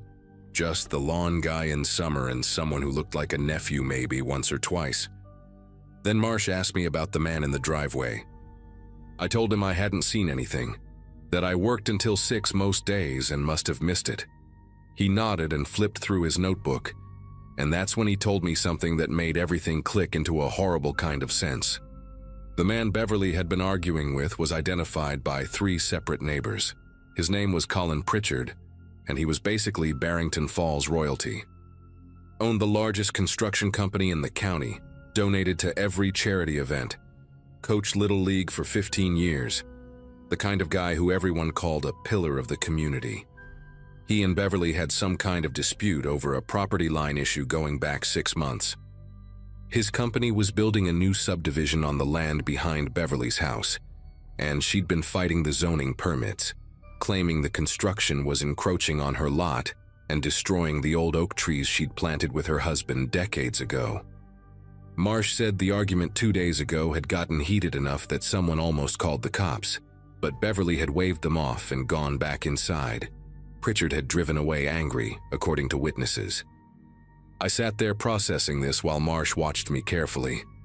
He asked if I'd ever had any interactions with Pritchard, and I said no, that I'd seen him around town but never spoke to him. Marsh thanked me and left, and I spent the rest of Christmas Day watching police cars come and go from my window. They brought in search dogs around noon. I watched them work through Beverly's yard and the wooded area behind her property, their handlers walking them in careful grids. The dogs hit on something near the tree line, and suddenly there were more officers back there, marking off areas with yellow tape. My phone rang around 3 in the afternoon. It was my sister asking if I was okay, saying she'd seen something on Facebook about a missing woman in Barrington Falls. I told her I was fine, and that I'd call her later. I couldn't stop thinking about those 2 plates on the table. Had Beverly been expecting Pritchard? Had he come back on Christmas Eve to talk things through, and something had gone wrong? The truth came out piece by piece over the next week, and it was worse than I'd imagined, but also exactly what you'd expect from a small town covering for one of their own until they couldn't anymore. The dogs had found Beverly's scarf in the woods, along with disturbed soil that led cadaver dogs to a shallow grave 30 yards into the tree line behind her property. They found her body on December 27th. The medical examiner determined she'd been killed by blunt force trauma to the head, likely in her own driveway before being dragged into the woods. Pritchard's story fell apart within 48 hours. Security footage from a neighbor's Ring camera showed his truck parked on the street at 11:30 on Christmas Eve. Phone records showed Beverly had called him that evening, probably trying one last time to resolve the property dispute before the holidays. Witnesses came forward saying they'd heard him at the bar on December 23rd, drunk and ranting about that old woman ruining everything and how he'd take care of it himself. He was arrested on December 29th at his office, surrounded by photos of him shaking hands with the mayor and cutting ribbons at charity events. The prosecutor said he'd likely panicked during another argument, hit her with something, maybe a piece of construction equipment from his truck, and then spent hours trying to cover it up. The breakfast table, they figured, was Beverly's attempt at peace. She'd probably invited him over Christmas morning to talk civilly, not knowing he'd already decided violence was easier than compromise. The trial happened in the fall of 2025, and I didn't go. I read about it in the paper like everyone else. Pritchard's defense tried to paint it as an accident, a tragic misunderstanding between neighbors that got out of hand. The jury didn't buy it. He got 25 years to life, and the judge made a point of saying that no amount of money or community standing puts someone above the law. The local paper ran editorials about how Barrington Falls needed to take a hard look at who it chose to trust and elevate. But you know how these things go. 6 months later, people were already talking about Pritchard's son taking over the construction company and how the family had been through enough. Someone started a fundraiser for his legal appeals. That's small towns for you. Forgiveness comes easier for some than others, especially when they've got the right last name and enough people who owe them favors. I still live across the street from Beverly's house. Her nephew sold it in the spring, and a young couple with 2 kids moved in by summer. They repainted it gray and took down all the old Christmas decorations, replaced them with those white icicle lights that look cold and modern. I haven't told them what happened there. They seem happy, and maybe that's enough. But every Christmas when I see lights on houses in the neighborhood, I think about Beverly and those multicolored bulbs blazing at 3 in the morning and that music looping endlessly in her empty kitchen. I think about how she'd spent all that time trying to save those oak trees her husband planted, trying to protect something that mattered to her, and how someone decided his convenience was worth more than her life. The property dispute got resolved after she died, of course. The construction company got their permits, the subdivision went up, and the oak trees came down. Drive past there now and you'd never know they existed. That's the part that gets me the most.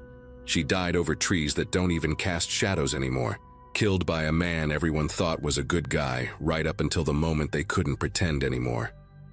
I don't wave at neighbors as much as I used to. I keep my head down and my door locked, and I pay attention when someone's routine changes. Because that's the thing about small towns where everyone knows everyone. Sometimes the monsters are the ones cutting ribbons at charity events and coaching your kids, and nobody wants to see it until it's too late.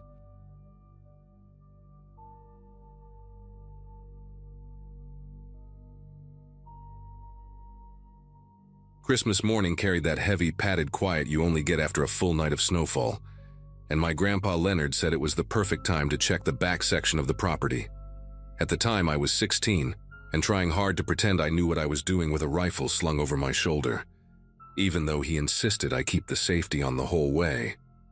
Our family owned a stretch of forested land behind the old cabin, a place we mainly used for hunting and cutting firewood, and it always felt isolated in a peaceful, predictable way.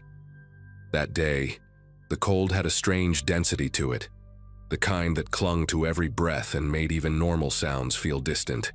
Leonard walked ahead with his slow, steady steps, humming some off-key Christmas hymn the same way he had since I was little.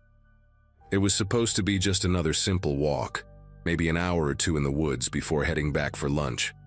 Nothing about that morning gave me any hint that someone else had been on our land for a long time, close enough to watch us without being noticed. Snow dampened every footstep as we moved farther from the cabin, following an old, thin trail that only Leonard seemed able to recognize anymore. He kept pointing out fresh deer tracks, telling me to pay attention to how they curved and how the snow dipped beneath them, as if he were giving a lesson I'd remember for the rest of my life. I remember nodding along while trying to ignore the uncomfortable tug of wind sneaking through the seams of my jacket. About half a mile in, the trees thickened into a cluster of spruces so tall they felt like a wall, and Leonard slowed down. Something about the shape of the ground didn't match what he expected. A narrow indentation cut through the snow, not deep like an animal path, but straight and deliberate, with edges softened by fresh flakes. He crouched down and brushed the top layer aside, revealing compacted snow flattened by something heavier than a deer. I noticed a faint sour smell carried by the air, like damp fabric mixed with old smoke. Leonard didn't say anything at first, but the way he squinted told me he didn't like what he was seeing. We followed the strange path deeper into the spruces, moving slower now, the forest closing around us so tightly the sky disappeared above the branches.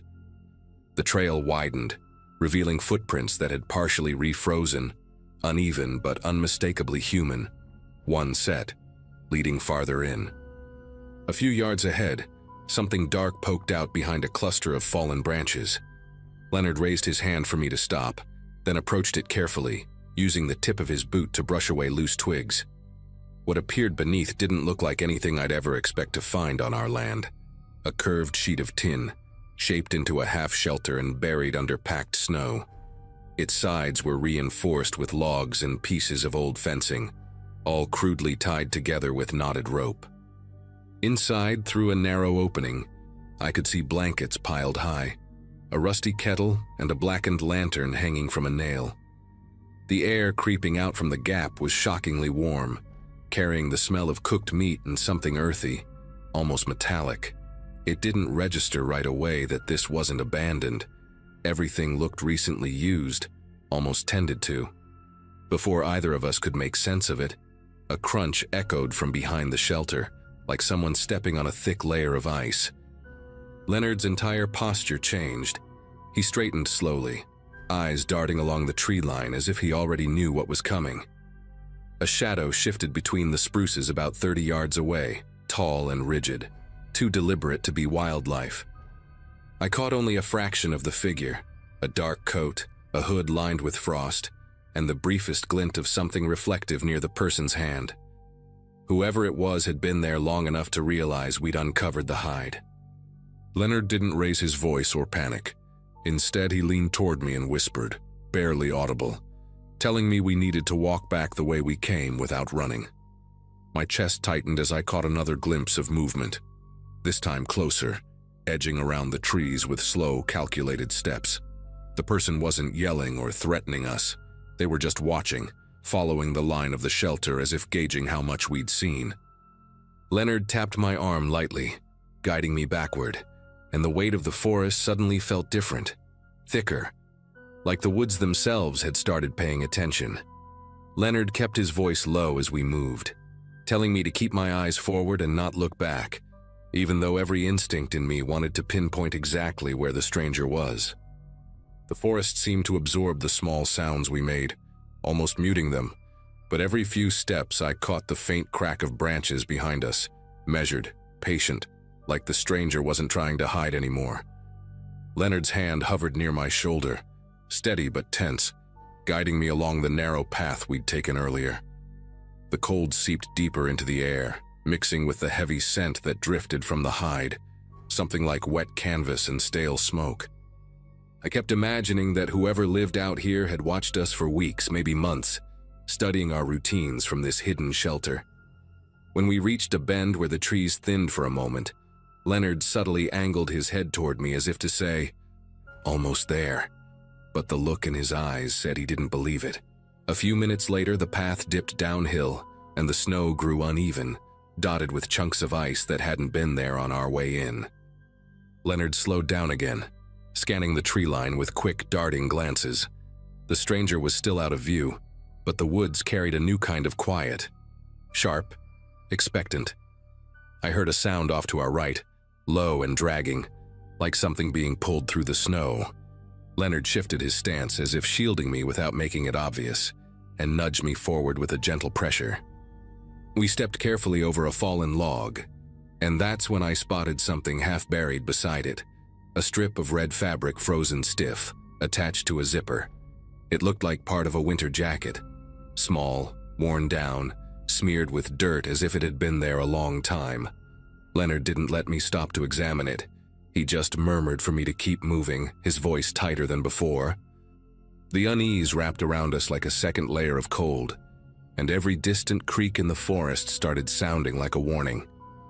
We reached a point where the trail split into two faint paths, one we came from, and another that veered left toward a cluster of younger trees. Leonard hesitated for a moment, glancing between them. That pause stretched longer than it should have, and I realized he was listening intently, trying to locate the stranger by sound alone. Then something soft hit the snow behind us, a light thud, followed by the rustle of branches settling. Leonard made his decision instantly. He guided me down the path to the left, one we'd never taken before, hoping it would lead us around and back toward the cabin from the opposite direction. The deeper we went, the more the terrain sloped, making it harder to stay balanced on the thick snow. I could sense Leonard calculating every turn, every noise, as if replaying years of walking this land in his head. Still, The steady pattern of footsteps kept tracing us, distant but deliberate, like the stranger didn't care about leaving tracks anymore. The farther we moved from the shelter, the more the forest pressed in, branches low enough to brush our shoulders and scrape against our sleeves. My breath grew uneven, forming brief clouds that drifted upward and vanished. Leonard finally whispered that he'd noticed something earlier, small changes around the cabin that he'd been dismissing as wildlife. Wood moved near the shed, scraps of food left in strange places, footprints that melted before he could check them properly. He hadn't wanted to worry anyone on Christmas, but now everything fit together too cleanly. The stranger hadn't stumbled onto our land. They'd settled in, hidden in plain sight, inches from where we lived. As we followed the slanted path, a sharp crack echoed from behind us, louder than any before. Leonard didn't say a word, but the way his jaw tightened told me he knew we were running out of time to stay unnoticed. The slope leveled out near a cluster of old birch trees where the snow thinned, exposing patches of brown, frozen earth. Leonard slowed our pace even more, scanning for any sign that we were near the main trail back to the cabin. The air felt heavier here, almost muffled, like the forest had tucked itself inward. Then he noticed something partially hidden under a sheet of ice near one of the tree roots, a metal tin, the kind people use to store matches or small supplies. He nudged it gently with his boot, and the lid shifted just enough for us to see what was inside. Folded scraps of newspaper lined with notes scribbled in pencil, most of them smeared and warped by moisture. One of the visible phrases mentioned a weathered cabin on the ridge, and another, barely legible, described movement near the east window. Leonard didn't let me read further. He pushed the tin back under the ice with a controlled motion, as if returning it to where it belonged, and whispered that we needed to get home as quietly as possible. We moved again, weaving between the birches, heading toward a ridge that would give us a view of the cabin if we could get high enough. The wind picked up in sudden bursts, carrying dry flakes that stung as they hit our faces. Leonard kept glancing upward, as if judging whether the stranger had climbed the ridge before us. I kept listening for footsteps, but the wind scrambled every sound, turning the forest into a swirl of shifting noises. Just as we reached the base of the ridge, something metallic clinked behind us, faint but unmistakable. Leonard tightened his grip on the strap of his backpack and motioned for us to climb fast, but quietly. We dug our boots into the snow, pushing upward while trying not to send loose chunks rolling downhill. Halfway up, I spotted a dark shape at the bottom of the slope, motionless, angled slightly as if watching the path we had just taken. Leonard whispered for me not to stop, and we kept climbing until the ridge finally opened into a flatter stretch of ground. From the top, the cabin was visible through a patch of thinner trees, its chimney releasing a thin ribbon of smoke. Seeing it should have made me feel safer, but the distance between us and it felt larger than ever, as if every inch of the forest between was waiting for the stranger's next move. Leonard crouched low, checking the tree line below for any sign of the figure. After a moment, he leaned closer and murmured that running the rest of the way might draw too much attention. But walking gave the stranger time to intercept us. Neither option felt right. The wind dipped for a moment, and in that brief silence we heard a new sound, a soft, steady tapping coming from behind a stand of pines farther down the ridge. Not loud, not hurried, just an eerie, rhythmic knock, like someone using a stick against a tree trunk. Leonard's jaw tightened again, and he motioned for us to move toward the right side of the ridge, where the trees were denser and the ground sloped gently enough to descend without sliding. We slipped into the thicker cover, branches brushing against our arms and coats, the smell of pine sharp in the cold air. Leonard whispered that the tapping was intentional, a way of alerting us or guiding us. Either idea made my chest tighten. We moved downhill in slow steps, trying to keep our silhouettes hidden among the trees. Every few yards, another faint knock echoed from a different direction, as if the stranger was circling, pushing us away from certain areas. By the time we reached the lower stretch of the hill, the sound had stopped entirely, replaced by the soft whisper of snow drifting from branches overhead.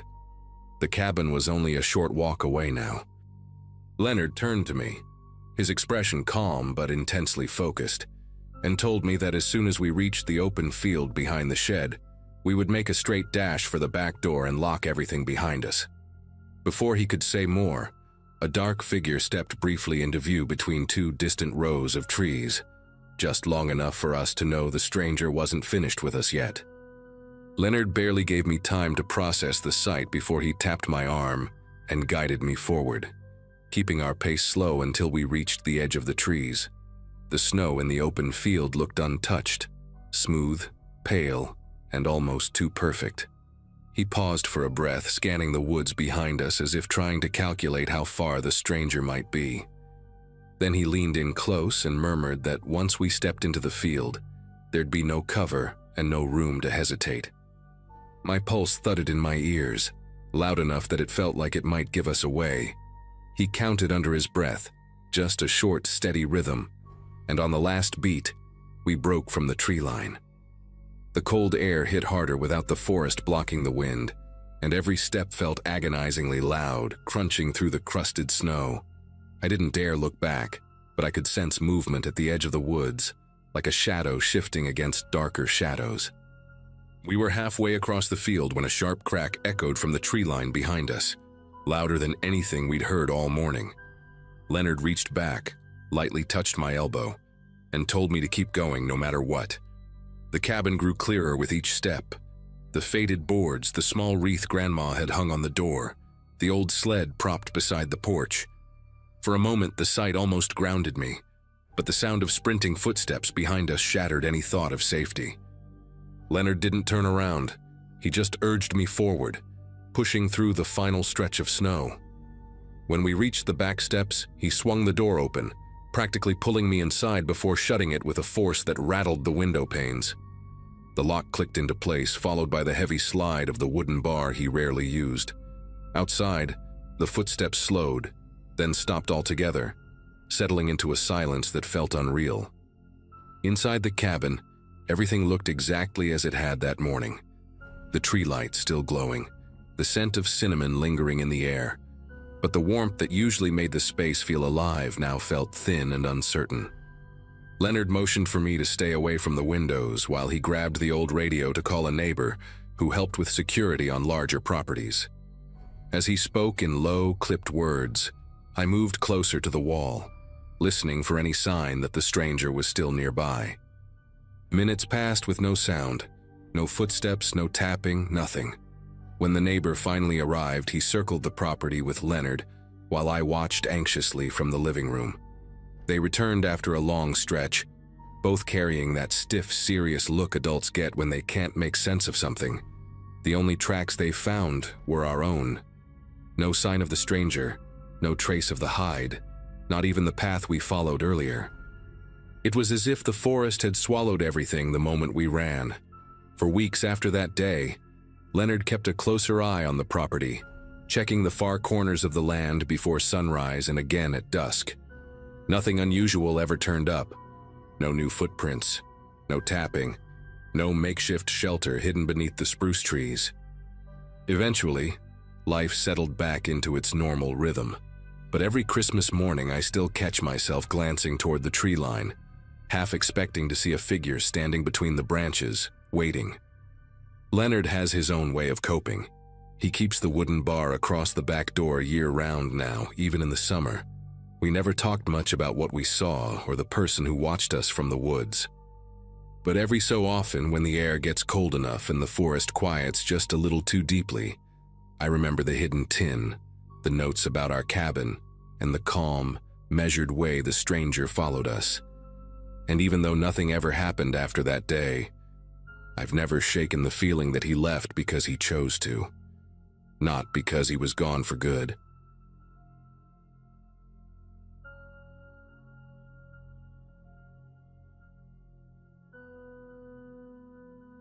Late December of 2022 had a strange rhythm to it, and I remember that year clearly, because our place felt heavier than usual even before anything scary happened. My name is Elliot, and at the time I was juggling odd jobs around the property while my wife, Marianne, handled most of the holiday planning. We lived far from town, on a stretch of land bordered by woods on one side and an old cemetery on the other. A cemetery so small and forgotten that even locals barely mentioned it. Our closest neighbor lived a 15-minute drive away, so the quiet was something we'd grown used to. That Christmas Eve started like any other. Cold air drifting through the cracks of the old farmhouse, the smell of pine from the tree Marianne insisted on cutting herself, and the sound of our two kids arguing upstairs over something trivial. Nothing in that morning hinted that by nightfall I'd question whether we were really safe out there. The day moved slowly, the way winter days do when the sun barely clears the treetops.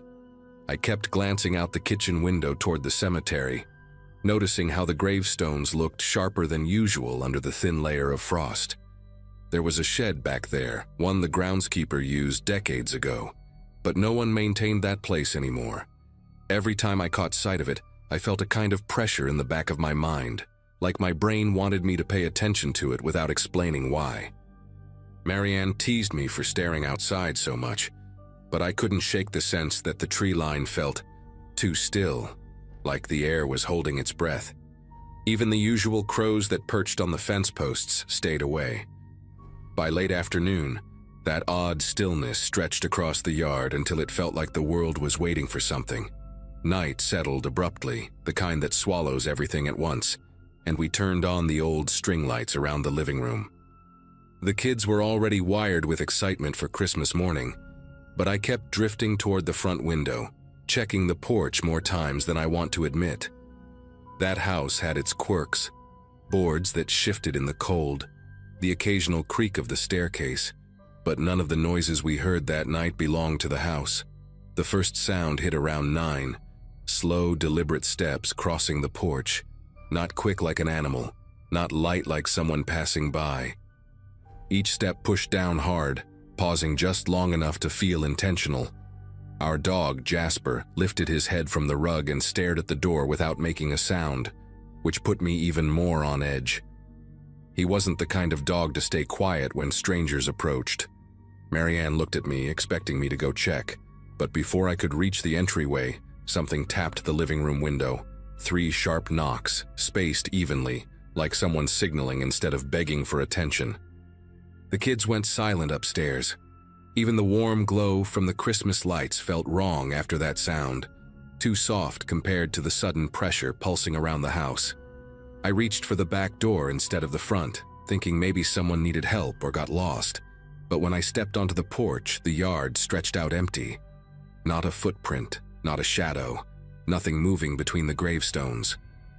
I stood there longer than I should have, listening to the quiet that followed, because deep down I knew that knock hadn't been a mistake or a stray branch. Someone had approached our home on Christmas Eve, and they wanted us to know it. The hours after that first knock dragged by in a way that made the house feel smaller, like the walls were quietly bending inward. We put the kids to bed early, pretending everything was fine, though they kept asking why Jasper wouldn't leave the hallway. He sat facing the front door with an intensity I'd never seen in him. Marianne tried to keep herself busy, folding blankets, checking the stove twice, rearranging ornaments on the tree. But every few minutes she'd glance toward the windows as if expecting another tap. Around midnight, just when we started thinking maybe the intruder had moved on, a heavy thud hit the roof hard enough to shake dust from the ceiling beams. Another came right after, longer, like something, or someone, dragged a boot across the shingles. We didn't move or speak. Even Jasper pressed himself lower to the floor. I grabbed the flashlight and stepped onto the back porch again, this time determined to catch whoever was playing these mind games. The cold felt sharp enough to bite through my jacket, but what unsettled me more was the absolute stillness of the yard. Not a breeze, not a sound of nighttime animals, not even the distant hum of a passing car. I aimed the light across the roofline but saw nothing. The cemetery, however, caught my eye. A faint glint flickered near the old shed, like metal catching the moonlight. It vanished as fast as it appeared, but it was enough to make my pulse throb in my ears. I considered waking the kids and taking everyone to the truck, but the idea of stepping away from the house while someone lurked nearby felt reckless. So I locked up every door and window and waited. Morning arrived as if nothing had happened, sunlight touching the frost-covered fields like the world had reset. The kids ran downstairs ready for presents, completely unaware of the fear that had soaked into the night before. Marianne and I exchanged glances, both silently debating whether we should pack up and leave for a couple of days. But we didn't want to ruin Christmas. We convinced ourselves it had been an animal or the wind, even though the explanations felt flimsy. I walked out to check the property again in daylight. No footprints around the house, no debris on the roof, no sign of anyone passing through. But when I looked toward the cemetery shed, something inside me tightened. Not fear exactly, but something close to dread. The shed door, which was always swollen shut from years of weather, now hung slightly open. Curiosity pushed me across the field, despite every instinct telling me to stay away. The shed sat crooked, leaning to one side like it was trying to slip back into the earth. The padlock was snapped clean, and that alone made me stop. I pulled the door wider and saw what had been hidden from us for who knows how long. A pile of blankets arranged in a nest-like shape, empty food cans, a coffee mug with chipped blue paint, a small notebook, the cover warped from moisture. It was clear someone had been living there, sleeping there, watching the cemetery, and from the angle of the dusty window watching our house. The thought of someone spending nights barely a few hundred feet from where my kids slept made me feel lightheaded. But what truly rattled me was the small trail of boot prints leading from the shed, straight toward our porch steps. Prints that were fresh. I backed away from the shed, trying to make sense of how long this person had been hiding out there. The boot prints cut a direct line through the frosted grass, stopping right at the edge of our porch as if the intruder had stood there, studying the house before approaching it. When I returned inside, Marianne saw my expression and immediately gathered the kids in the living room. I told her what I'd found, and for the first time since we'd moved out there, she suggested calling someone, anyone, for help. But the nearest deputy wouldn't reach us quickly, and the idea of waiting around while the person could still be on the property made all of us uneasy.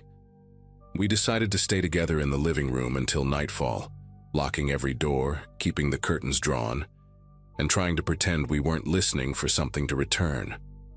As darkness settled, the house adopted that strained silence we'd heard the night before, an unnatural kind of quiet that felt as if the whole property were bracing for impact. We sat with the TV on low volume, trying to distract the kids with old Christmas movies. Jasper paced the length of the room, stopping every so often to sniff the bottom of the front door. Then, right around the same time as the previous night, sharp steps landed on the porch, slow, spaced, purposeful, not rushing, not hesitant, just steady. The knocking came next, but not on a window this time. 3 solid taps directly on the front door, as if whoever stood outside expected us to open it willingly. The kids huddled against Marianne, and I motioned for everyone to stay quiet. Whoever was out there waited, listening. I crept toward the mudroom where the old hunting rifle was stored. I hadn't fired it in years, but the weight of it in my hands offered a small sense of control. I moved carefully to the side window and angled myself enough to get a glimpse of the porch. That's when I finally saw him. A man stood facing the door, thin, wearing a heavy jacket that looked 2 sizes too big, and holding a lantern with a cracked glass pane. His face was partly hidden by a scarf pulled high on his cheeks, but his eyes were fixed on the house with an intensity that churned my thoughts. I didn't confront him. Instead, I shouted that I was armed and calling the authorities. The moment the words left my mouth, he broke into a frantic run, cutting across the yard toward the cemetery as if he knew the terrain better than we did. I chased him only far enough to ensure he was really leaving. By the time I reached the field, he'd vanished behind the shed. We packed up that same night and drove to Marianne's sister's house, refusing to spend another minute out there until someone checked the cemetery grounds. Deputies later found signs of long-term shelter, food wrappers, a sleeping bag, and footprints matching the ones on our porch, but no trace of the man himself. They suggested he was drifting through the area, using the abandoned shed whenever winter hit. We moved out the following spring. Even now, during quiet nights, I still replay those knocks in my head. I don't know why he targeted our home, why he returned each Christmas Eve, or what he might have done if we hadn't spoken up. All I know is that the silence around that cemetery was never truly empty.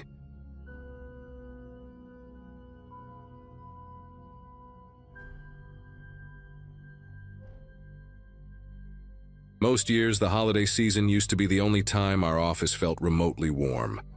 I'd been working there for about 3 years, handling invoicing and vendor emails, nothing remarkable, just predictable enough to give a strange comfort.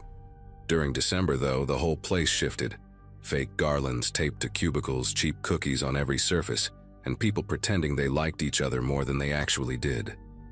I remember arriving at the Christmas party that night with the usual mix of reluctance and politeness, trying to blend in without attracting attention. I talked to a few coworkers, grabbed a plastic cup of punch, and kept my distance from the louder groups. Everything felt routine, until I realized someone had been watching me from across the room, too still compared to the chaos around him, as if he were memorizing every small thing I did. This coworker, his name was Rowan, had always been a little intense, though nothing you'd report. The kind of person who spoke quietly but stared too long, who remembered details you barely recalled telling him. He wasn't assigned to my team, so interactions were usually brief. A nod in the break room, an occasional comment about work. I used to chalk up his oddness to social awkwardness, something harmless. But that night, the way he hovered near the snack table with that fixed attention made the back of my neck tighten. When I moved, he shifted. When someone blocked his view, he tilted his head until he had a clear line again. It wasn't dramatic enough for anyone else to notice, but I felt a steady pressure building, like being monitored too closely in a room full of people pretending everything was festive. At some point, I stepped away from the main area to get fresh air near the hallway where the office stored decorations and spare chairs. It was quieter there, dimmer, the kind of place no one lingered long because the overhead light buzzed faintly. I figured I'd take a minute, check a few messages, and return once my energy reset. I hadn't been there more than 10 seconds when footsteps approached, slow, deliberate. Before I could turn fully, Rowan stood at the entrance of the hall, blocking the only exit. He smiled in a way that made the whole moment feel staged, rehearsed even. Then he started talking rapidly, saying he just needed a private moment, and that he'd been trying to talk to me for weeks. His voice had a strange rhythm, like he'd practiced every sentence until it lost any normal tone. I told him we could talk out in the open with everyone else, but he stepped closer, narrowing the space. The hallway felt tighter than it should have been, the walls reflecting each sound in a hollow echo. I remember the smell of cinnamon candles drifting from the party mixing with something sharp on his breath, and how wrong those scents felt together. When he reached for my arm, I backed up until my shoulder hit a metal shelf. He kept talking about connection and how the party was a perfect chance. I didn't shout, but something in my voice must have carried, because 2 people from HR came around the corner at the exact moment he tried to corner me again. They pulled him back, whispering tense instructions, and let him out while he stared at me like the interruption was the real violation, not what he'd been doing. They told me later that night that he'd been warned about boundary issues with another employee earlier that year, but nothing had ever escalated enough to involve the police. HR made it sound like a misunderstanding, something they could manage internally. I remember sitting at one of the empty tables while people awkwardly avoided looking in my direction, the music still playing like nothing had happened. One of the HR reps, her name was Lillian, kept insisting that Rowan would be escorted out and sent home. She promised me he wouldn't return to work until they sorted everything out. That phrasing stuck with me because sorted everything out felt vague, too gentle for the situation. Later, I learned he'd resigned the very next morning, which was supposed to be reassuring. It didn't help much. The first few days after the party were quiet, almost dull in comparison. Work moved on, people pretended not to remember the scene, and I tried to convince myself that Rowan leaving the company meant the entire situation had ended. I even decorated my apartment a bit just to feel normal again. Small string lights on the mantle, a scented candle I barely burned, but I kept replaying the moment he blocked the hallway, the strange mix of determination and entitlement in his expression. At night, I'd catch myself double-checking the lock before bed, not because I expected anything to happen, but because my mind refused to let the memory settle. That tension stayed with me, a quiet current running under every routine task. 3 days after his resignation, I left for work early and noticed something tucked under the mat outside my apartment door. At first, I thought it was a flyer, or maybe a delivery note. It was a piece of lined notebook paper folded twice, the corners pressed sharply as if someone had taken their time with it. Inside, the handwriting leaned heavily to the left, small and compressed, the ink darker at certain points like the pen had been held too tightly. He wrote about the hallway, that moment, as if it had been a mutual understanding cut short by meddling people. He described watching me leave the office that night, following at a distance because he needed to be sure. I got home safely. I read the note 3 times, each pass making the words sink deeper until the fear turned from abstract to something solid. I called the police, of course. They came, took photos, and asked the usual questions. One of the officers suggested I might want to stay with a friend for a few nights just in case. Another mentioned that without a direct threat, there wasn't much they could legally do beyond filing a report. Their presence helped, but only while they were standing there. Once they left, the apartment felt too quiet, too exposed despite the locked windows. I kept thinking about how he'd known which door was mine, how long he'd been outside before slipping the note under the mat. That night, I slept on the couch with the TV on low volume, not because I expected to wake up to something terrible, but because silence made every small sound feel like it had a purpose behind it. 2 days later, another note appeared, this time on the inside of my building's front entrance, wedged between the metal frame and the glass. I hadn't seen anyone outside when I left for work, but the paper was dry despite the light rain that morning, which meant he'd likely placed it early, maybe before sunrise. This one was longer, written in the same tight handwriting, but the tone shifted. He wrote about leaving the company as if it had been a sacrifice he made for our future interactions, a phrase that made my chest tighten in a way I can still recall perfectly. He mentioned details about my commute that I'd never shared with him, like the small shortcut I took behind a row of townhouses to avoid traffic. He wrote that he'd walked the same path, wanting to understand the rhythm of my mornings. Reading that line made the hallway outside my apartment feel unnaturally still, like the building itself was waiting for my next move. I gave that note to the police as well. They took it more seriously than the first one, especially when I explained that Rowan had never known where I lived. One of the officers recommended adding a security camera, and I did it that same afternoon.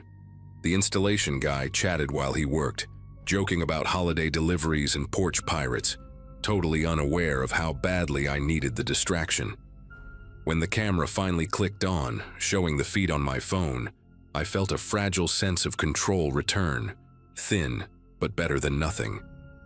That night I watched the live feed more than I watched the actual TV.